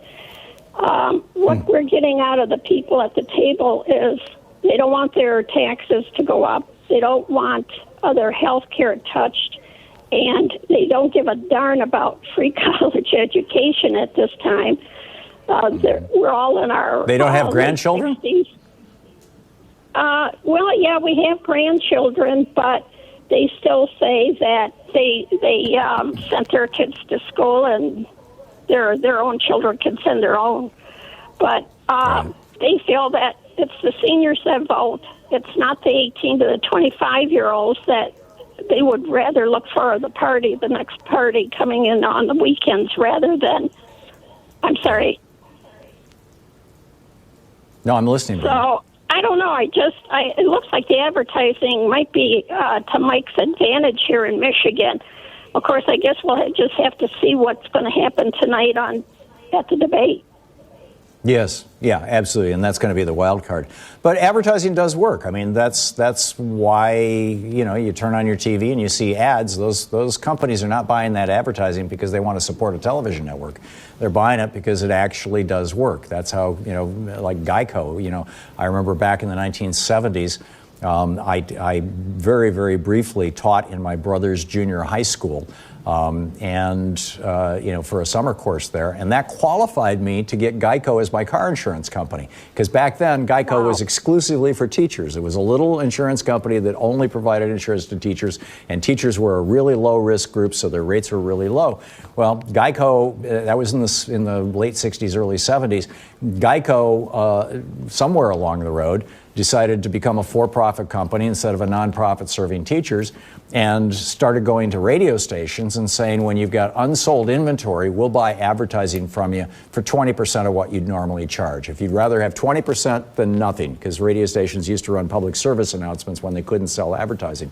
And so they started taking that offer up, and now it's turned into a business, an industry selling what's called remnant advertising, or unsold inventory, it's sometimes referred to as. But it turned Geico into $1 billion company. Advertising. I mean, it's just advertising did it.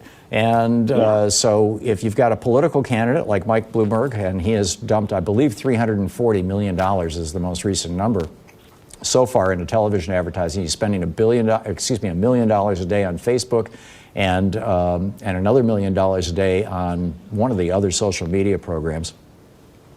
It's going to have an effect. It's going to have a huge effect. And like I said, if he ends up our president, I still don't think that he's an existential threat to the republic like Donald Trump and Mike Pence are. We'll see where it goes. But Brenda, thank you. That's an interesting story, and thank you for calling and sharing it with us. We'll be back. It's 49 minutes past the hour here on the Thom Hartmann Program. We're broadcasting live from Seattle, from Bellevue College, with the help and assistance and blessing of our station, our affiliate here, KBCS. .fm. Right? There you go. We'll be right back.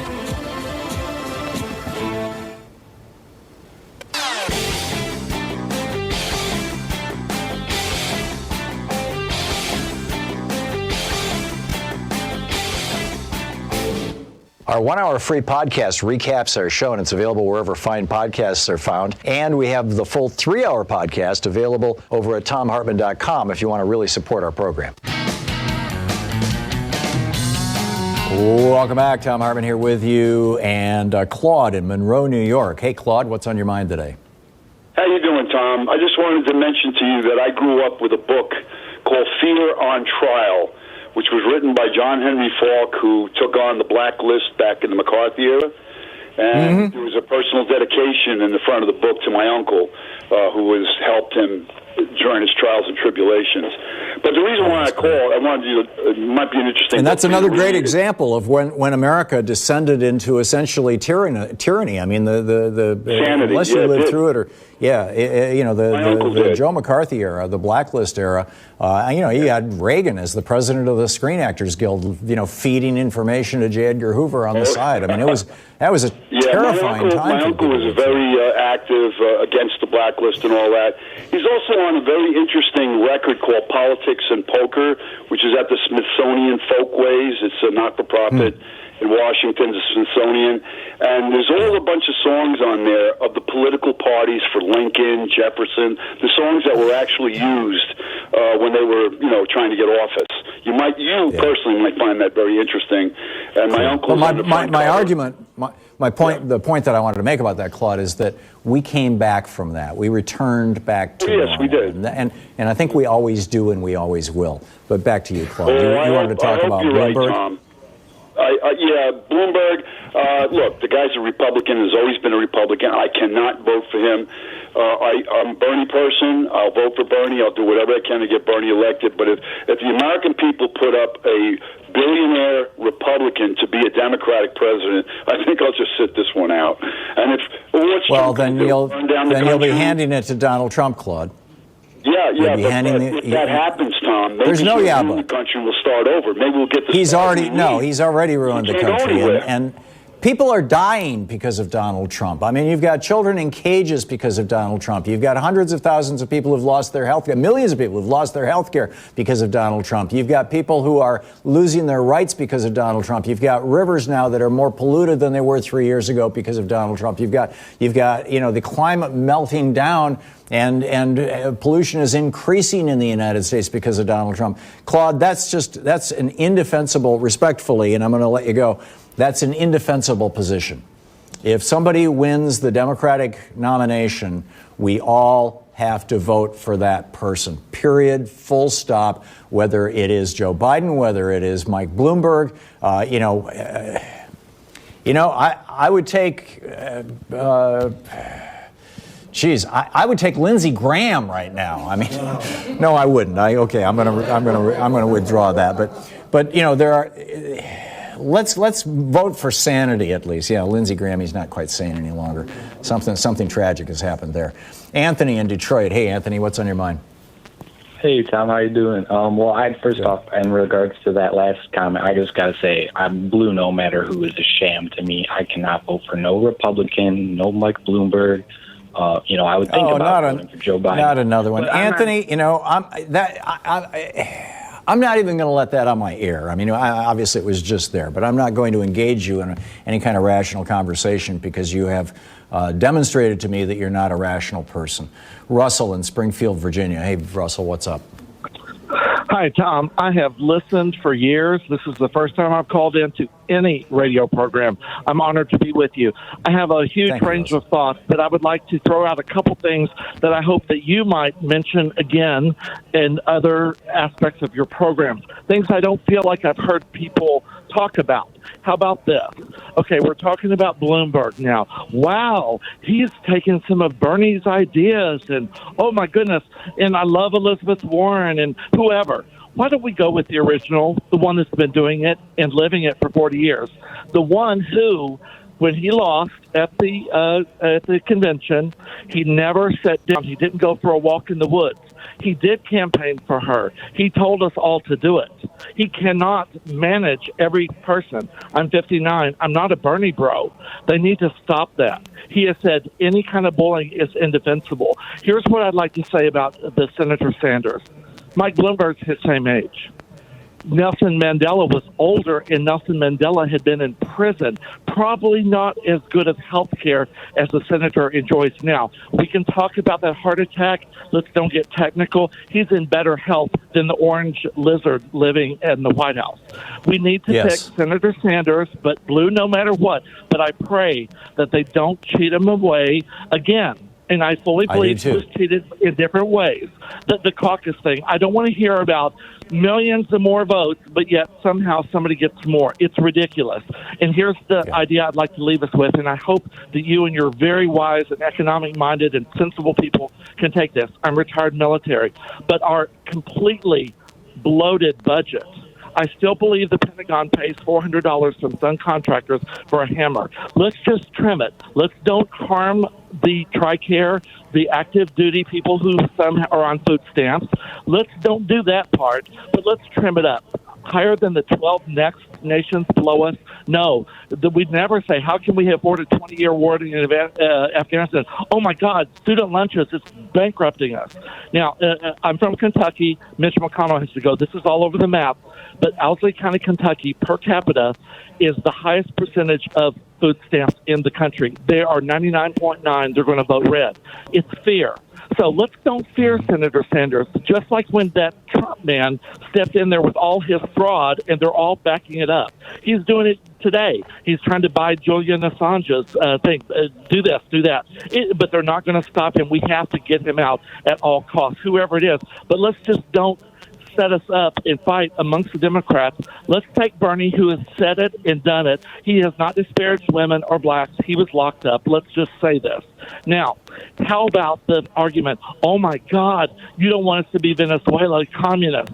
Well, do you think that the United States, this relatively young, most successful, richest country in the history of the world, can we do better than Venezuela? Can we? Yeah, and not only that, just to be clear, Bernie Sanders has referred to Mr. Maduro, the current president of Venezuela, who is cracking down on civil liberties and shutting down newspapers, as a tyrant. Bernie has called him that. So, Russell, thank you for the call. And no, Bernie's not going to turn America into Venezuela. We will be back. We're live from Seattle with KBCS and Bellevue University. You're listening to Thom Hartmann.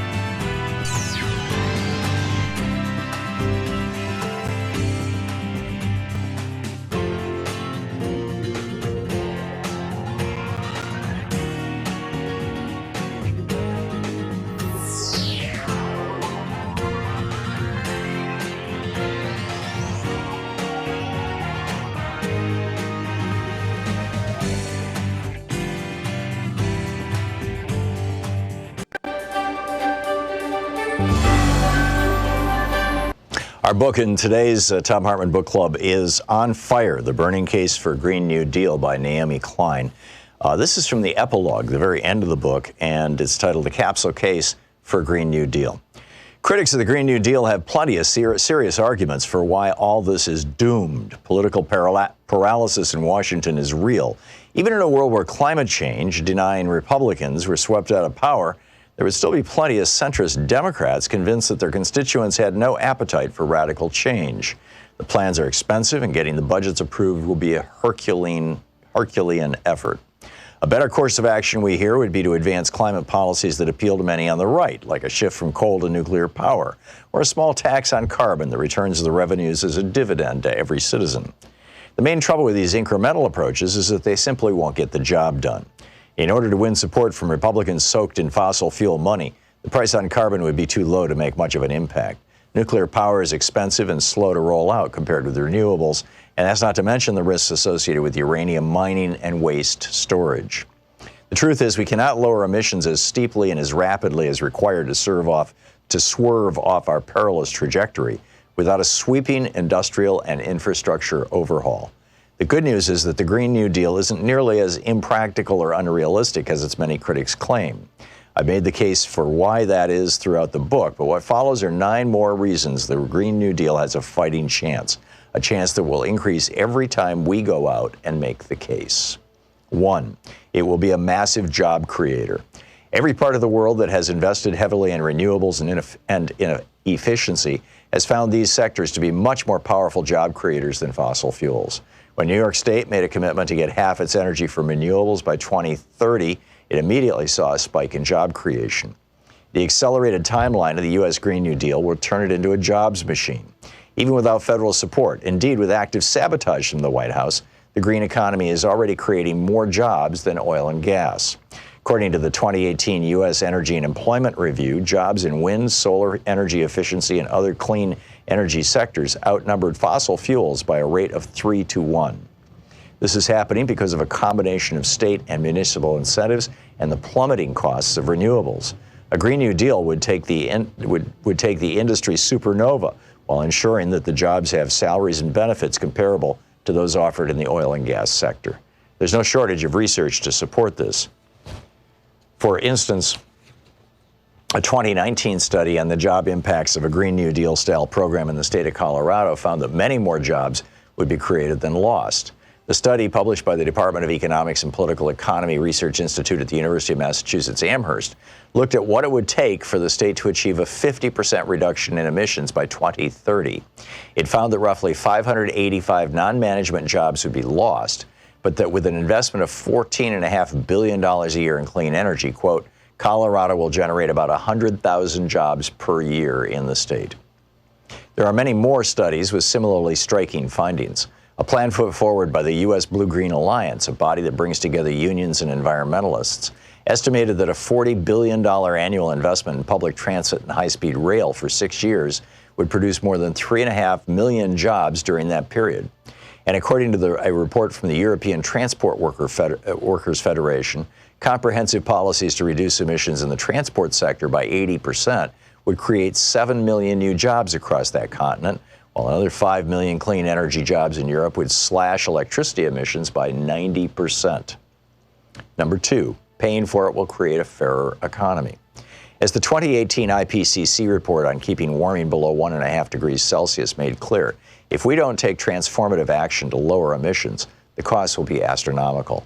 The panel's estimate is that the economic damages of allowing temperatures to increase by 2 degrees Celsius, as opposed to 1.5, would hit $69 trillion globally. Of course, rolling out a Green New Deal would have large costs as well, and the plan's advocates have pointed to a variety of ways this can be financed. Alexandria Ocasio-Cortez has said that the U.S. version should be financed the way any previous emergency spending has been, by the U.S. Congress simply authorizing the funds, backstopped by the Treasury, the world's currency of last resort.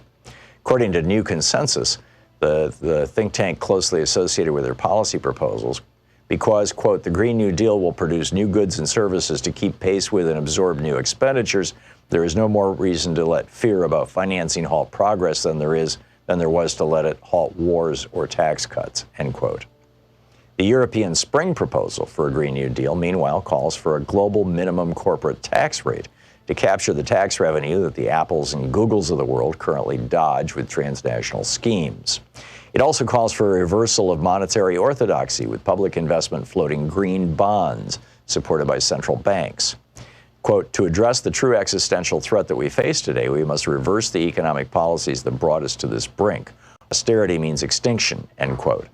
Some analysts like Christian Parenti have emphasized that federal governments can drive the transition with their purchasing policies. In short, there are all kinds of ways to raise financing, including ways that attack untenable levels of wealth concentration and shift the burden to those most responsible for climate pollution. And it's not hard to figure out who that is. We know, thanks to research from the Climate Accountability Institute, that a whopping 71% of greenhouse gas emissions since 1988 can be traced to just 100 corporations. On Fire by Naomi Klein. We have a special video up over at ThomHartmann.com for supporters of our program, and it's about how a letter that the IRS sent out to 3.9 million Americans saved 700 lives. And you're like, wait a minute, the IRS saved 700 lives? How did that happen? Well, it had to do with Obamacare, and it's a fascinating story. And it turns out that this analysis of this IRS mailing was actually the first time that the federal government has done a study that actually proved that people having access to health care produces fewer deaths. For every 1,648 people who got the letter, there was one fewer premature death. I'll explain the whole thing in the video. It's you know, as I said, it's available over at ThomHartmann.com for people who are regular supporters of our program, and it is really worth checking out. And it's a great ad, essentially, for a national health care system. Want to connect with the show online? You can find the Thom Hartmann Program on Facebook, Twitter, and Instagram.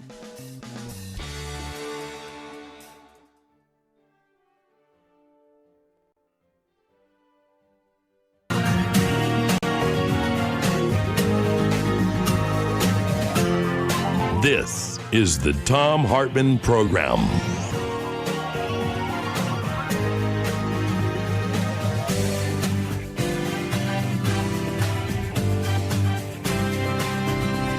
This is absolutely mind-boggling, this story. It's over the top of The Guardian. It's at the top of Raw's Story. It's popping up all over the place. Just breaking today that Donald Trump offered Julian Assange a pardon if he would say that Russia hadn't provided him with provided WikiLeaks with the DNC, the hacked DNC information. This is just breathtaking. I mean, you know, is Donald Trump, I mean, I think it's time to ask again, you know, if Donald Trump is actually, where is his primary loyalty and why? And I'm guessing that we're going to discover that a lot of his primary loyalty is to Russian oligarchs who he's been laundering money for decades. And not just Russian oligarchs. I mean, you got Turkey telling him to stab the Kurds in the back because he's got a couple of Trump towers in Turkey. And it just goes on and on from there. I mean, he is the guy that Hamilton warned us about in Federalist 86 when he talked, or 68, when he talked about how we had to have the Electoral College to keep people of low character and foreign entanglement from getting into the White House. So anyhow, we're live from Bellevue College here in Seattle, or in Bellevue, you know, suburban Seattle. Tonight I'll be at Town Hall. KBCS is our affiliate here, kbcs.fm, if you want to check them out. And we have people in the studio audience. You have a question. Yes, I do. My name is Winona, and I'm from Seattle. Great. And I'm here and glad to be in this audience this afternoon. Thank you. And my question is, let me just preface the question by saying I'm a former national delegate for President Obama. And so 4 years ago, I was really motivated and really charged up and doing what I felt I needed to do as a citizen.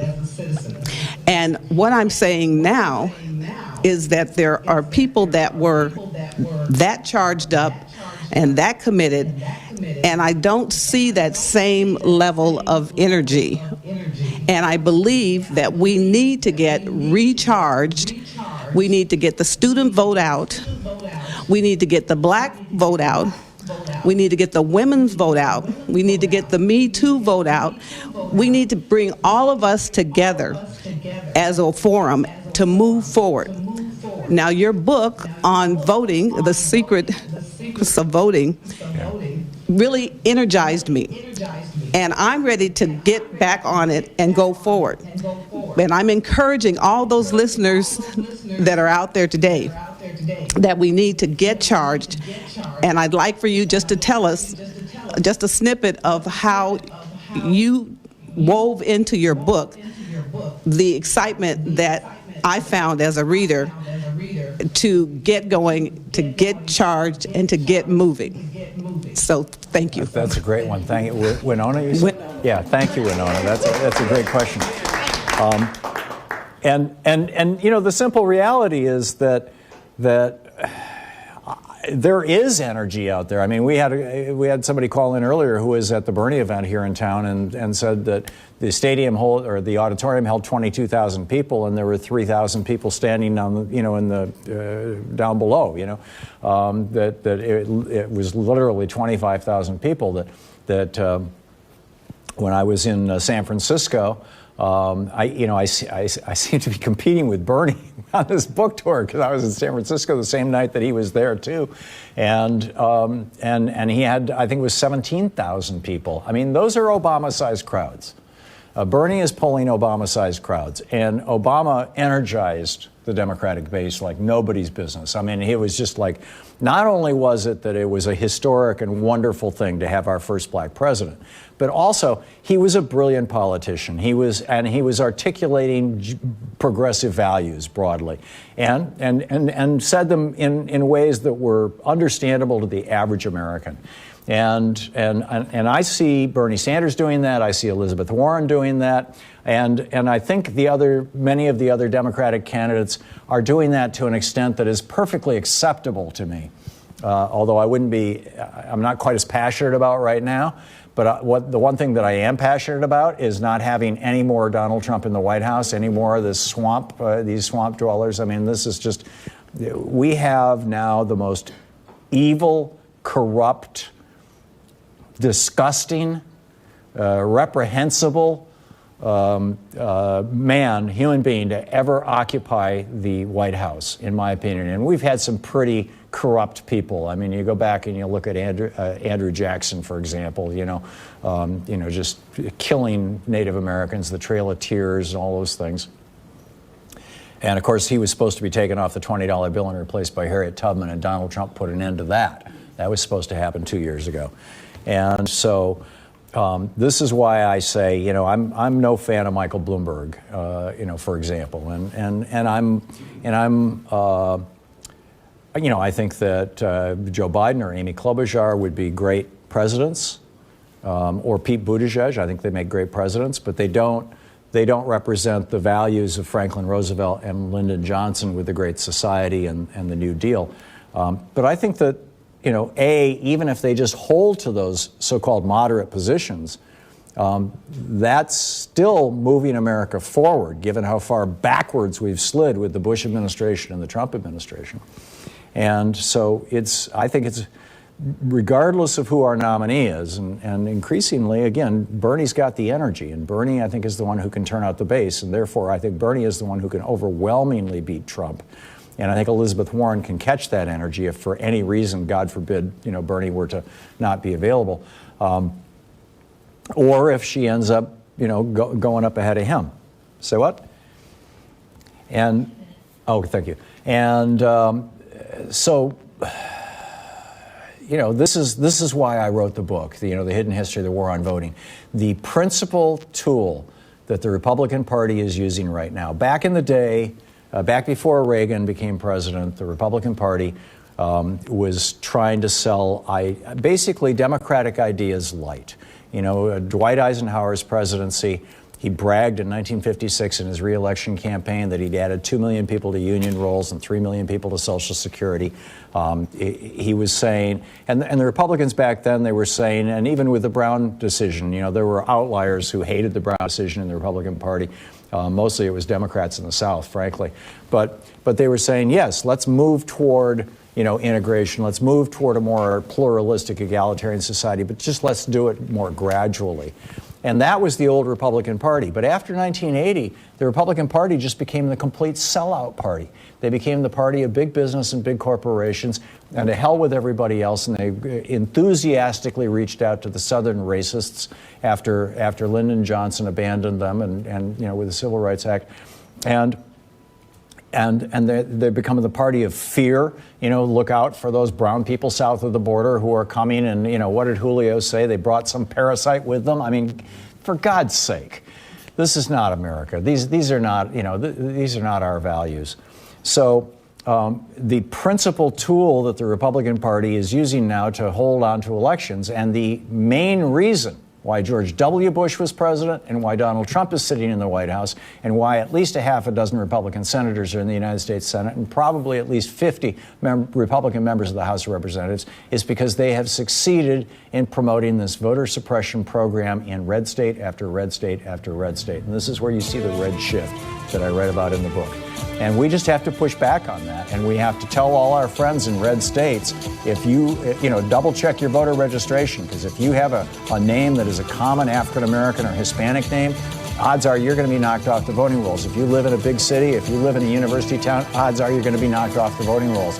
If you're elderly or you're a student, odds are you're going to be challenged. Get ready and make sure that you're registered. So thank you, Winona. This is the Thom Hartmann Program. And we'll be back with more of your calls and the news of the day right after this. It's 15 minutes past the hour.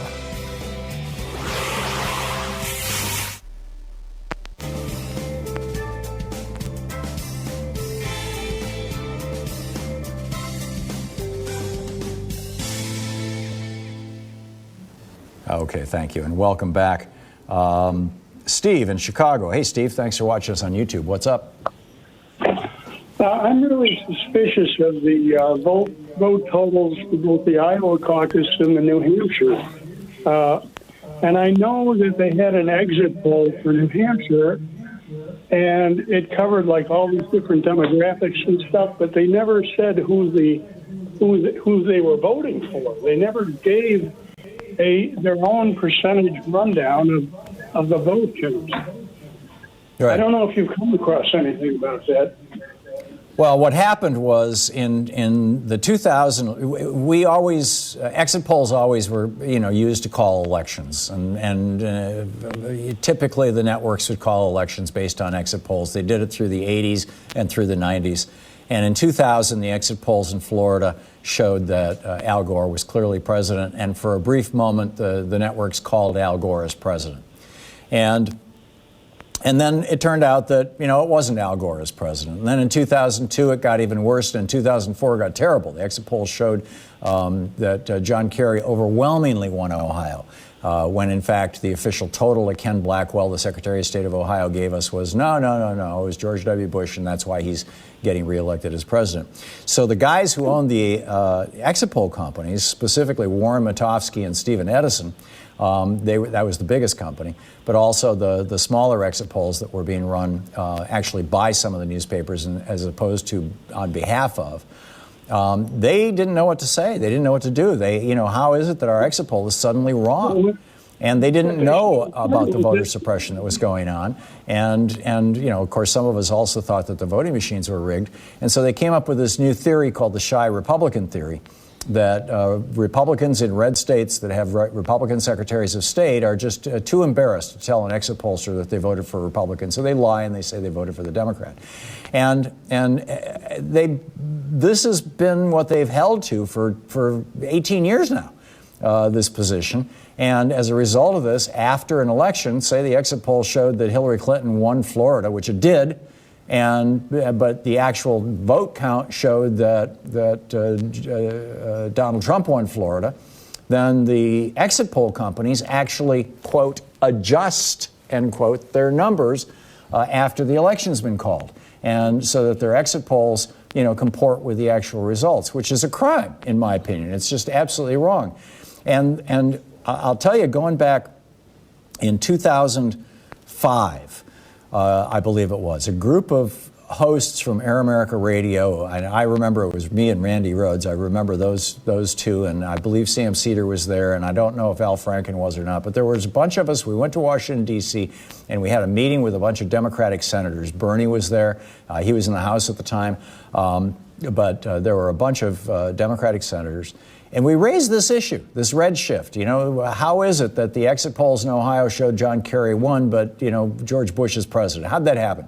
And shouldn't we be yelling about this? Now, back then, we thought it was rigged voting machines. And one of the senators, she said to our group, she said, if American voters think that their vote doesn't count, they're going to stop voting. And so we're not going to talk about this. And that's been the official position of the Democratic Party up until around 2018. And the person who broke that logjam was Stacey Abrams down in Georgia, who just came right out and said, this election is being stolen from me, and I'm furious. And we need more of that. We need more people talking like that. But that's what's going on, Steve, and that's why it's going on. We'll be back.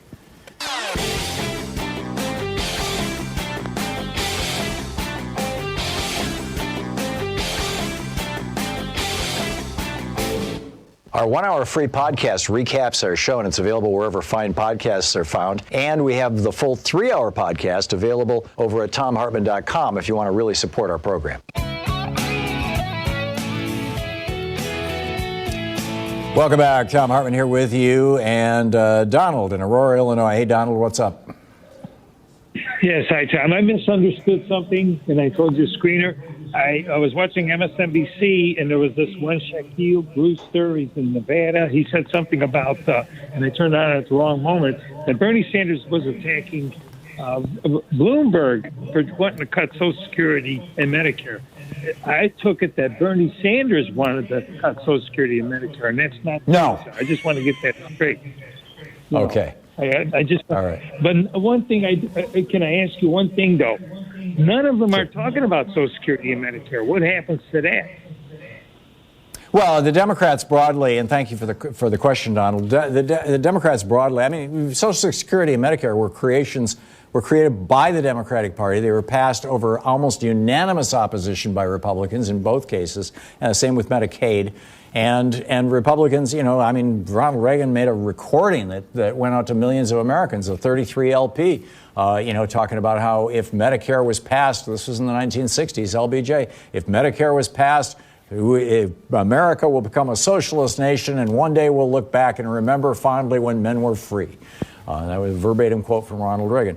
The Democrats are the party of Social Security and Medicare, and always have been and always will be. And every single one of the Democratic candidates, including Michael Bloomberg, but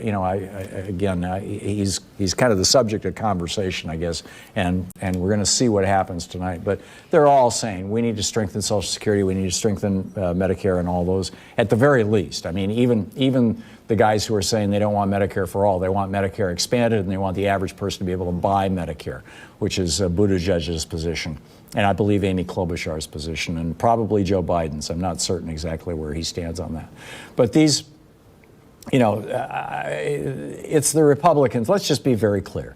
It's the Republicans who want to cut Medicare. Donald Trump's budget, his 2021 budget that has been dropped to the House and Senate. They have presented their budget. It has billions of cuts, hundreds of billions of dollars in cuts in Social Security, Medicare, and Medicaid. And this is the guy who just a couple of weeks ago in a rally said, I'll never cut your Social Security or Medicare. Well, he already has cut Social Security. He's already tightened, he's already reduced Medicaid eligibility. He's trying to block grant it to the states so it turns into a welfare program that will be destroyed the same way it happened in the 1990s. And, it's just wrong. Donna in Bonnie Lake, Washington. Hey, Donna, what's on your mind today? Yeah, good morning, Tom. So I was watching Amy Goodman this morning, and she had a great interview about Bloomberg. And on YouTube. It's titled How Billionaire Michael Bloomberg's Deep Pockets Have Let Him Win Friends and Buy Influence. Mm-hmm. And I learned quite a bit. So I've got some progressive friends who are now saying they want to vote for him. And I will vote blue no matter who, but he's my last choice. Yeah, that's my sentiment too. Michael Bloomberg would be my very last choice, but you know, I don't know if it's a good joke or not, but you know, I'd vote for Bill the Cat's hairball, you know, over Donald Trump. It's just that's the absolute bottom line. Norma in Montgomery, Alabama. Hey, Norma, what's on your mind today? Hi, Tom. How you doing? Good. What's up? Okay.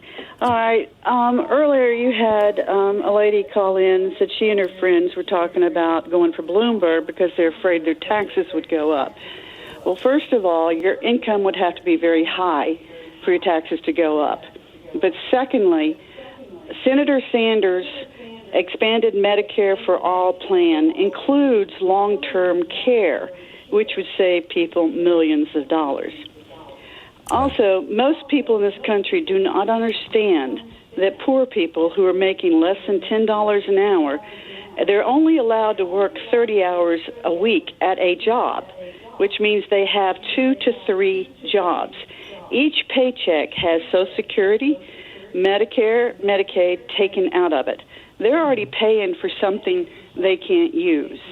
And bless his heart, Julio, I'd like to invite him to come to the South where no Republican governor expanded Medicaid. And we have had 8 outbreaks of tuberculosis here. One of our best restaurants was closed for 2 months because of a hepatitis A outbreak. These people, particularly anyone who works as a contract employee, these are the people who clean buildings, who clean schools, who work anywhere and everywhere that they can get a job, do not have any benefits. They move in and out of society everywhere all over the country. And they can be carriers of any and every disease you could probably think of. With the coronavirus, I'm sitting here wondering how many isolation units do our 3 small hospitals have here? How many doctors do we have? Most of the nurses in these hospitals are contract employees. The hospitals do not want to pay all of these matching benefits for Social Security and Medicare. They want to have the least amount of expenses possible. So all of these contract nurses move around the country day to day, working different shifts. In 2004, my mother was almost killed because the contract nurse worked at one hospital for 12 hours, then reported to my mother's hospital for 12 hours, and gave her the medication for the woman next door who was a diabetic. If I had not caught it, she would have died probably in about 5 hours because she did not need insulin when she's hypoglycemic and NPO for 24 hours for a procedure. Right. This has to stop, because if we don't have sufficient health care across this country, we could lose a significant portion of the country, the population. Not only that, why should you wish your neighbor to continue for the rest of their life to hand over half of their income so a CEO can be happy? Right. I'm with you. Norma, thank you. Very, very well said. As always. We'll be back. We're live from Seattle, from Bellevue College with KBCS.FM. You're listening to the Thom Hartmann Program. Call 202-808-9925. And tonight, I will be at Town Hall, Seattle. And all the information's at the top of ThomHartmann.com.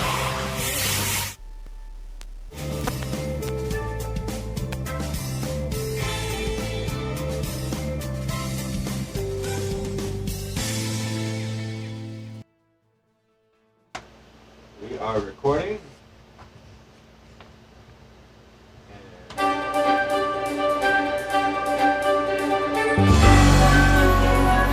Our book today in the Thom Hartmann Book Club is The Black Panthers, Portraits from an Unfinished Revolution, edited by Briasha and Yohuro Williams. This is from Chapter 1, In Defense of Self-Defense, Pathways to the Black Panther Party. People joined the Black Panther Party for many different reasons. The moment of politicization was different for everyone, but a few were commonly shared, including the 1963 bombing of the 16th Street Baptist Church in Birmingham, Alabama, and the 1965 Watts Urban Rebellion. A more general sense of frustration and alienation compelled others to join the Panthers' ranks. The party exerted enormous pull on the imagination of the members, especially those who had experienced police brutality. In the rebellious spirit of the times, the party's bold stance on self-defense resonated with those seeking fresh alternatives for achieving social justice and black liberation. Party members expressed a deep appreciation for other aspects of the Panthers program, including its community service programs, which grew out of a genuine love for the people. My neighborhood friend, a sister that I've known since I was about 11 years old, said, "Claudia, I want you to go with me. We're going to go and hear these Panthers speak at PS 92, which was an elementary school in our community." I said, "Okay, I'll go, I'm down." I listened to these brothers speak and I heard the pitch. I saw the determination and I saw the compassion. I thought, wow, this is the feeling that I used to get when I went into clubs and popped my fingers and got on the dance floor. It was the same feeling, except it was bigger for me now. It was bigger than me. It was full of love of the people. No longer did we have to argue and fight about, what are you looking at me like that for? Or don't step on my sneaker, or this is my block. Now we really had something to fight for. We had a people to fight for. This is bigger than any gang or club. We had a goal. We had something to look forward to, which was the betterment of black people. It was most definitely something that I was searching for, but I didn't yet know what that I was searching. I didn't find it. It fell on me. That was the first meeting. That's what actually started the wheels in my mind for me to become political. I was rank and file. I did a lot of things. The easiest way to say it is just to imagine worker bees. You got one queen, everyone else works. Rank and file. Those were the worker bees. We did it all. The one thing I enjoyed the most was teaching the political education classes on 7th Avenue in front of the Harlem office. That was the most fruitful. But anything I did, it was for the love of the people. Wherever I was sent, or whatever I had to do, it didn't matter anymore because it was for the love of the people. We were trying to get the word out. If I had to sell 125 papers in a day and I got close to that goal, then I did a good job. I was originally from Queens and came out of the Corona branch of the Black Panther Party. When the Panther 21 were arrested and went to jail, in order to keep those offices open and functioning, Panthers were sent all over the city to Harlem. I was one of the Panthers that ended up in the Harlem branch.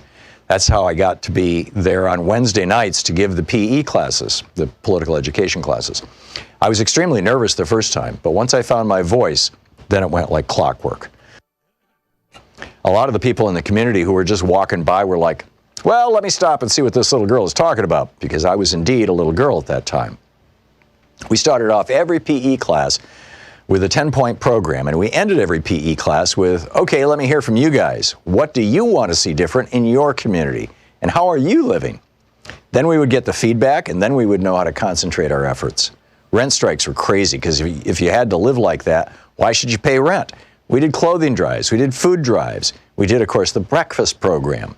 There were a lot of other things that happened, and they might have been more meaningful, but those PE classes stayed with me. We were outside on the street in front of the office. When you were giving a class or you were having a talk inside the office and there were only Panthers around you, the feeling was just different than outside on the street. The Panthers knew what you were doing because they were Panthers and they were doing the same thing. Outside, there were constant questions and answers with the people. You had to give yourself up when you were outside in that crowd. You never knew who was going to say, we don't care about that. We don't care about you. You need to go away. There were a lot of people that just did not know where we were coming from and were afraid that if they were seen in the office or if they were seen asking questions, that they'd get reprisals, that they'd end up getting hurt. They were afraid. Things went so fast. Time seems to accelerate when you're always looking over your shoulder. At this time, it was all-out war against the Panthers, and brothers were being shot down in the street or set up or going to jail for years. We have brothers in jail since that time, 40, 41 years. We've had brothers that we've lost on the inside that we can't let the world forget. The government said, okay, we're going to lock them up and throw away the key and no one will ever care. But it's not true. We want them out. We want freedom for all political prisoners. We don't want any more of them to die on the inside. That's the biggest injustice. There were times when our cadre consisted of almost nothing but women, and that was when the brothers were locked up, had to go underground. I remember being on a front line against a policeman on horseback and being 6 months pregnant. What we wanted was a simple street light, and we got the community out there and we blocked traffic. I didn't know whether I was going to be trampled, my baby killed, but I knew I had to be there. I was an active member of the party from 1968 to 1971, and in those few years, I aged 10, 15 years. We didn't have much time to be little girls. We went straight to womanhood. Talking about these things is bringing up all of these feelings, though I hadn't thought about or touched on them for a long time. It seems that as you get older and you look back on the things that you've done in your life, you say, oh my God, I could have gotten killed then. When you're young, fear is not really in your vocabulary, and once you look back, you wonder, why wasn't I afraid? We didn't have much time to be afraid. It was all about survival. The Black Panthers.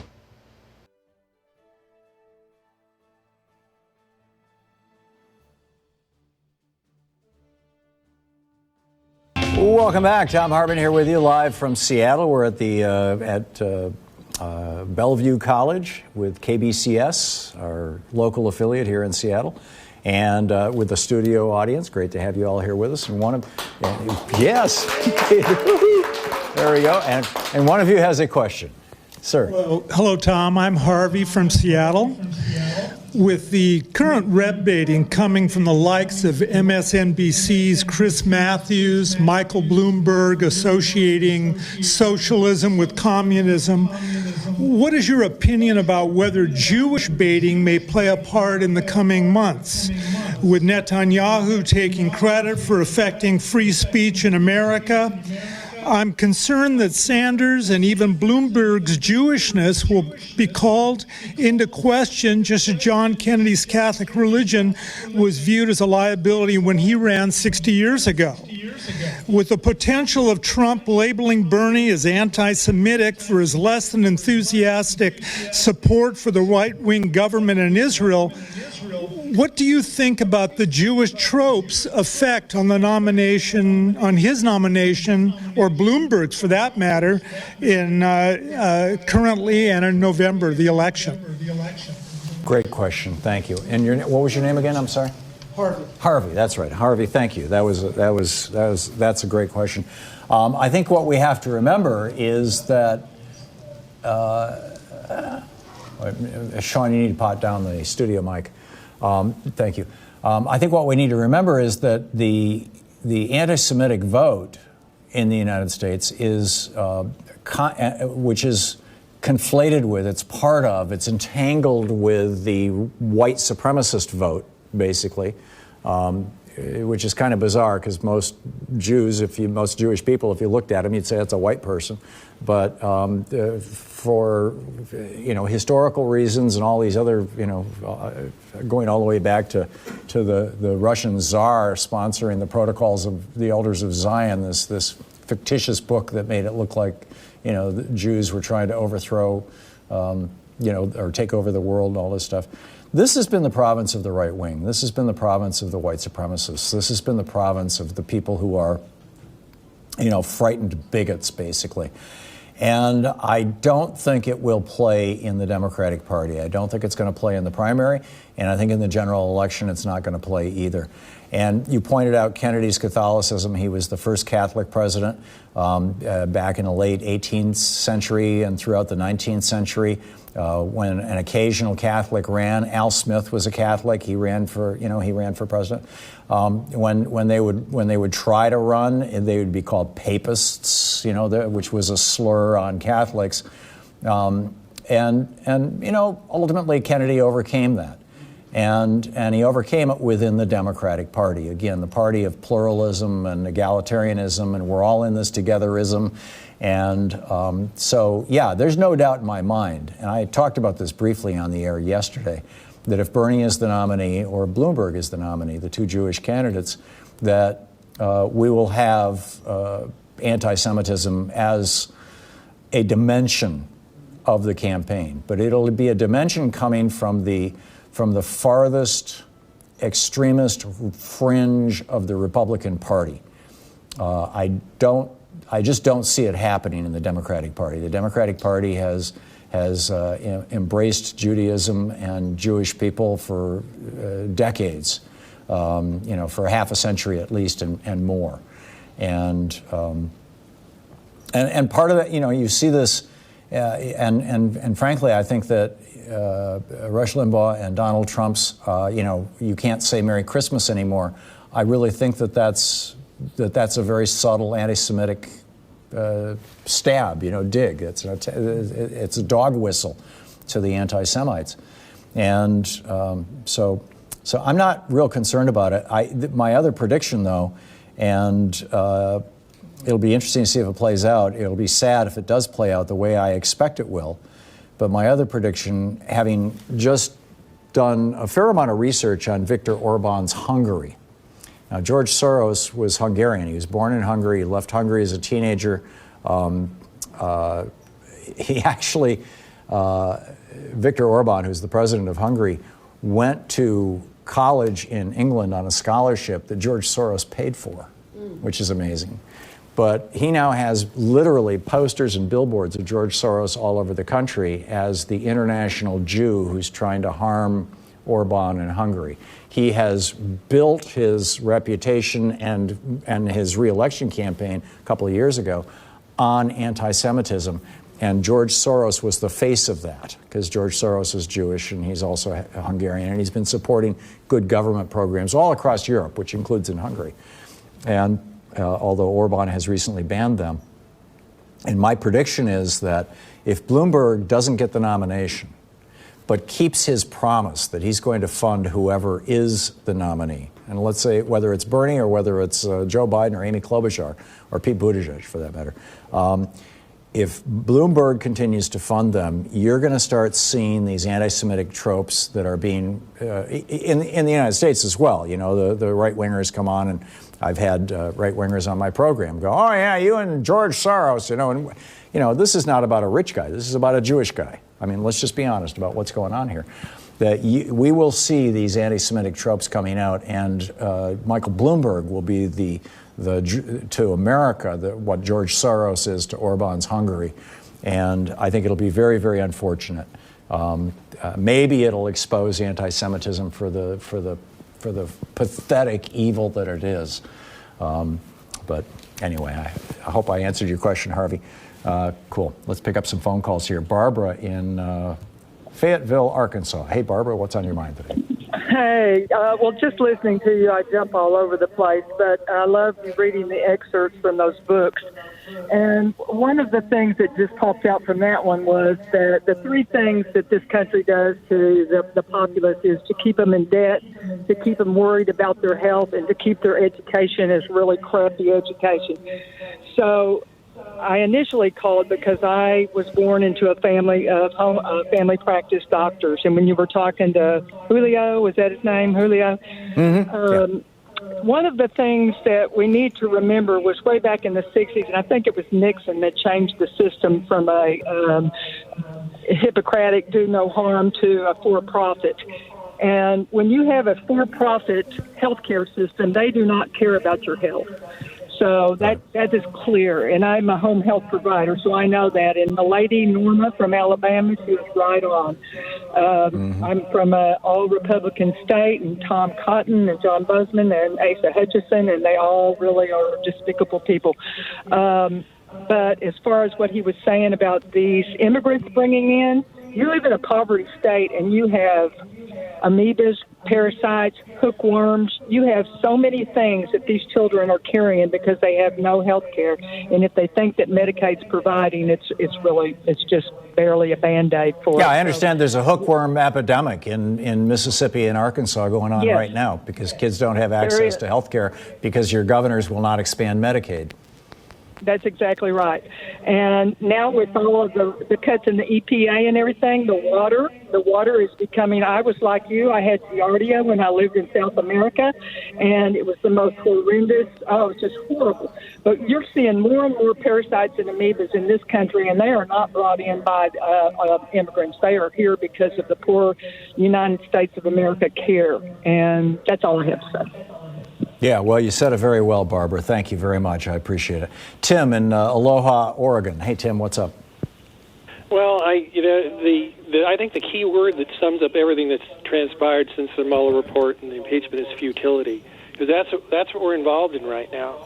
We have a group of millennials, the young people. I've been in the same neighborhood for 30 years, and I was in education and sales and marketing, and there's a lot of young people that just don't care. Yesterday's gone and tomorrow isn't here. You see what I mean? It's a scary situation. What these politicians... What I'm seeing, Tim, if you look at a Bernie rally, is I'm seeing a hell of a lot of millennials who are on fire. Right. Both my sons are the same way. But overall, what you're going to get, I think, is the Debbie Wasserman Schultz, Donna Brazile, Hillary Clinton group that are going to try to screw, because they're trying to do it right now. You know what I mean? Bernie's going to have an uphill battle. Let's Tim, I'm going to end that. Let's not go down that road. I actually, I know Tom Perez. I don't know him like a friend, but, I know Tom Perez. He runs the DNC right now.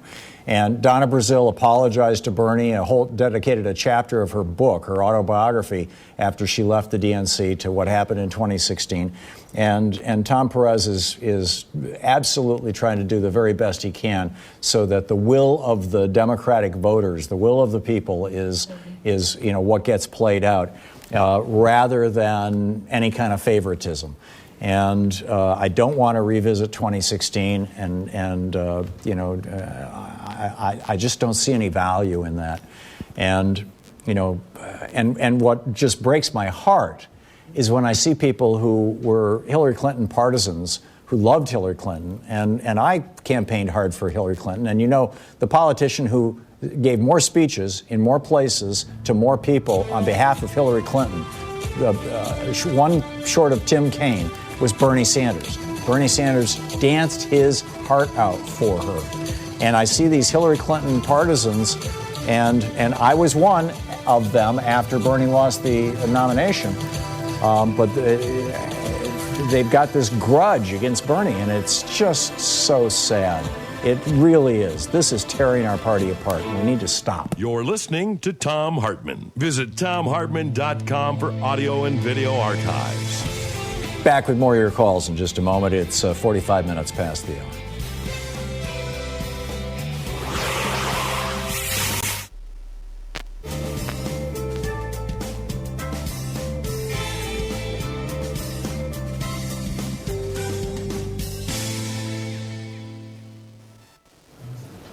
And welcome back. Dave in Stillicom, Washington, listening on KBCS. Hey, Dave, what's on your mind today? Hey, good morning, Tom, and hello to everybody in the studio there. Yes. The Tacoma News-Tribune yesterday, there was a huge filled to the capacity standing room only thing at the Tacoma Dome. What was in the Tacoma News-Tribune yesterday? Nothing, except that moderates are trying to figure out how to Sanders in trouble for the party and all that stuff. It's just pathetic. I've been thinking. Looks like our presidential nominee is going to be from Vermont, Massachusetts, New York, or Indiana. Now that's a northerner. So historically, there has to be a national, regional, sectional balance. Somebody from the north runs as it's like how Jack Kennedy put Lyndon Johnson on the ticket to bring Texas in. So I've got the perfect candidate for vice president. Historical balance, geographic balance, gender balance, Stacey and racial Abrams. balance. Let's start a draft Stacey Abrams for vice president movement here. Great minds think alike, Dave. Okay. And you got a great one. Yeah. Thank you. And you're welcome. Thank you for the call, Dave. Yeah, Stacey Abrams, I'd vote for her for anything. She's definitely a good one. Let's see here. James is it Burnville, West Virginia? The type is kind of small here on my computer. Looks like it is. Burnville? Yes, sir, Mr. Hartmann. Hey, I want to thank you so much. You helped save the benefits to 250,000 veterans. So we got another problem now. On page 12 of the VFW magazine, VFW demands answers on Agent Orange diseases. They have come up with 4 more diseases that Agent Orange causes. That list has been sitting on Trump's desk for over 6 months, and he refuses us to send it over to the VA. As soon as he signs that and sends it to VA, those diseases will be added to the list. Do you know what I'm talking about? I don't know the details of it. No, I don't. I'm sorry. Well, there is a presumptive 12 conditions that's caused by Agent Orange, and they want to add these 4 more diseases to it, and Trump and the Republicans won't do it. Now, this is exactly what it says. Military Times reports that the White House officials are responsible for the delay of adding the 4 diseases to the list. Now, that's on page 12 of the VFW magazine, if there's anybody's got any questions. And I'd like to ask all veterans and all the people that's in the military to please call the White House, call your representative, and ask them to please put this list on, because we've got Vietnam veterans dying every day. And thank you so much, Mr. Hartmann. You are a very good man. Well, thank you, James, and thanks for your kind words. And yes, these are people from my generation, and I had friends who came back from Vietnam with Agent Orange exposure, or at least one friend that I know of in particular. And he's been dead for 15, 20 years now. He got cancer, and most likely from Agent Orange. And this is just a sad and tragic thing. And of course the Republicans are fighting this. They don't think anybody should have access to it. It's just like, they fought we had the guy on the show who had asbestosis and cancer as a result of being at ground zero. And there was this bill to provide, free health care to the people who had been ground zero. And the Republicans fought that for 4 years. And people died while they were fighting it. The guy who'd been on my show died while they were fighting it. Our 1-hour free podcast recaps our show, and it's available wherever fine podcasts are found. And we have the full 3-hour podcast available over at thomhartmann.com if you want to really support our program.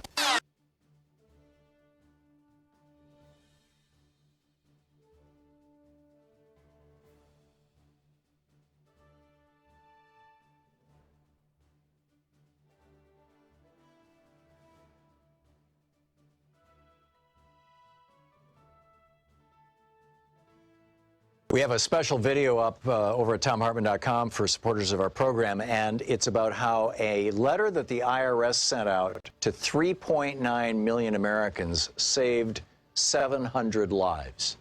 And you're like, wait a minute, the IRS saved 700 lives? How did that happen? Well, it had to do with Obamacare, and it's a fascinating story. And it turns out that this analysis of this IRS mailing was actually the first time that the federal government has done a study that actually proved that people having access to health care produces fewer deaths. For every 1,648 people who got the letter, there's 1 fewer premature death. I'll explain the whole thing in the video. It's as I said, it's available over at thomhartmann.com for people who are regular supporters of our program. And it is really worth checking out. Welcome back. Thom Hartmann here with you, and picking up our phone calls here as we wrap up the program, the last few minutes of the show. Scott in St. Paul, Minnesota. Hey, Scott, what's up? Hey, love the show. Big supporter of Bernie in the last election. I really thought that he had the momentum. If you had been any of the rallies up in the Midwest here, he definitely had the young people fired up. I really feel my biggest concern is that the swamp has infiltrated both parties. I believe that there's big money in both parties, and I wish that... Of course there is. The Supreme Court legalized it in 1976, and after '92, the Democratic Party started taking big money too. Yes, but the movement, the progressive movement inside the Democratic Party right now, is to say no thanks to that. And that's why I wish he would have just stayed as an independent candidate, because I think that the young people, when they saw what happened in that last election, a lot of young people have been turned off by one of the things your previous callers noted, was that when people don't think their vote matters, they quit voting. And we had a surge of if you want your vote not to matter, Scott, if you want your vote not to matter, vote independent. I mean, that's why Bernie didn't run as an independent. He is an independent, but he's running as a Democrat for president of the United States, and you can do both, and it's fine with the Democratic Party. So, I don't see that as an issue, frankly. Marion in Tonasket, Washington. Am I saying it right, Marion? You are very good. and it's considered very red hat district here. This is north central Washington. And as in the maggot hats? I was just so concerned. Of course, we have grandchildren here. The town is kind of dying because we don't even have a police force anymore. But what I have done to be proactive is to say, did you ever check out Free Speech TV? Who's that? All my neighbors around also watch Fox News. Fox just dropped us around here, and so it was wide open for me to suggest, did you ever check it out? It's not just Democrat, it's the truth, and I have people starting to watch. My brother back in Philadelphia, I said, check out however you can connect, because one of the previous gentlemen talked about Agent Orange. Right now he is sick, and the VA won't even tell him what's up with Agent Orange. He does not know what to do. He has no energy. So I just am now telling everybody proactively, just check out Thom Hartmann's program.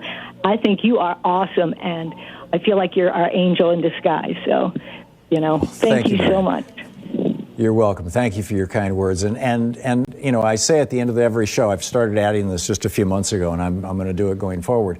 Tell your friends about progressive media. Tell them about my show, Stephanie Miller's show, Randy Rhodes' show, Sonali's show, Democracy Now! With Amy Goodman, Sam Cedars' program. I mean, there's a bunch of David Pakman's show. There's a bunch of good progressive talent out there, and you can find Free Speech TV, of course, is on Dish and Direct, and it's also on the internet at freespeech.org. KBCS community stations. We've got community stations all over the country that carry our show. We provide it for free to any of these independent stations. Tell your friends about the radio station that you listen to it on. If you're listening on commercial radio, and by the way, support them during their fund drives. And if you're listening on commercial radio, call their local advertisers and tell them that you're listening to KTNF or WCPT or whatever it may be, and say, I'm listening to this station, and WHMP, I'm listening to this station, and I will be buying your products when I need them, and I will be telling my friends to do so as well. Barbara in Falls City, Washington. Hey, Barbara, what's up? Hi. Well, I have questions, comments on Medicare for all or Medicare for those who want it. So my husband and I are both in our late 60s, and so we're on Medicare, but we also have private insurance, which everybody needs, and that's roughly $650 a month, and then Medicare is around $300. So, there's still a role in Medicare as it is now. There's still a big role for private insurance companies. Right. And I just wonder, because Medicare only covers 80%. I'm sorry. Go ahead, Barbara. Yeah. So I wonder, when the candidates and the voters are talking about Medicare for all, are they thinking of free health care for everybody? Which, certainly isn't what Medicare is. What Bernie is talking about is forgive my interrupting you, but I notice I only have 45 seconds here left. What Bernie is talking about is ending that 20% hole in Medicare for people your age and my age, and then extending a 100% coverage to program that includes vision and dental to everybody in the United States. Now, the simple reality is that we may not get there as quickly as Bernie wants to, even if Bernie gets elected and you have a Democratic majority in the House and Senate. And we may have to take some baby steps, and it may be incremental. But we're moving in the right direction, and the conversation that we're having is the right conversation. And frankly, if we get Medicare for all the way Bernie has laid it out and Pramila Jayapal have laid it out, it's going to benefit all seniors who are on Medicare, because you won't need those Medigap coverage policies anymore. Thanks so much for being with us today. Thanks again to KBCS. We'll be back here broadcasting live again tomorrow as well. And I'll be at Town Hall Seattle tonight. Check it out. It's over at thomhartmann.com. And along with Pramila Jayapal. And please share with your friends how they can find progressive programming. Get out there, get active, tag You're It. We'll see you tomorrow. You've been listening to Thom Hartmann. For audio and video archives, thomhartmann.com.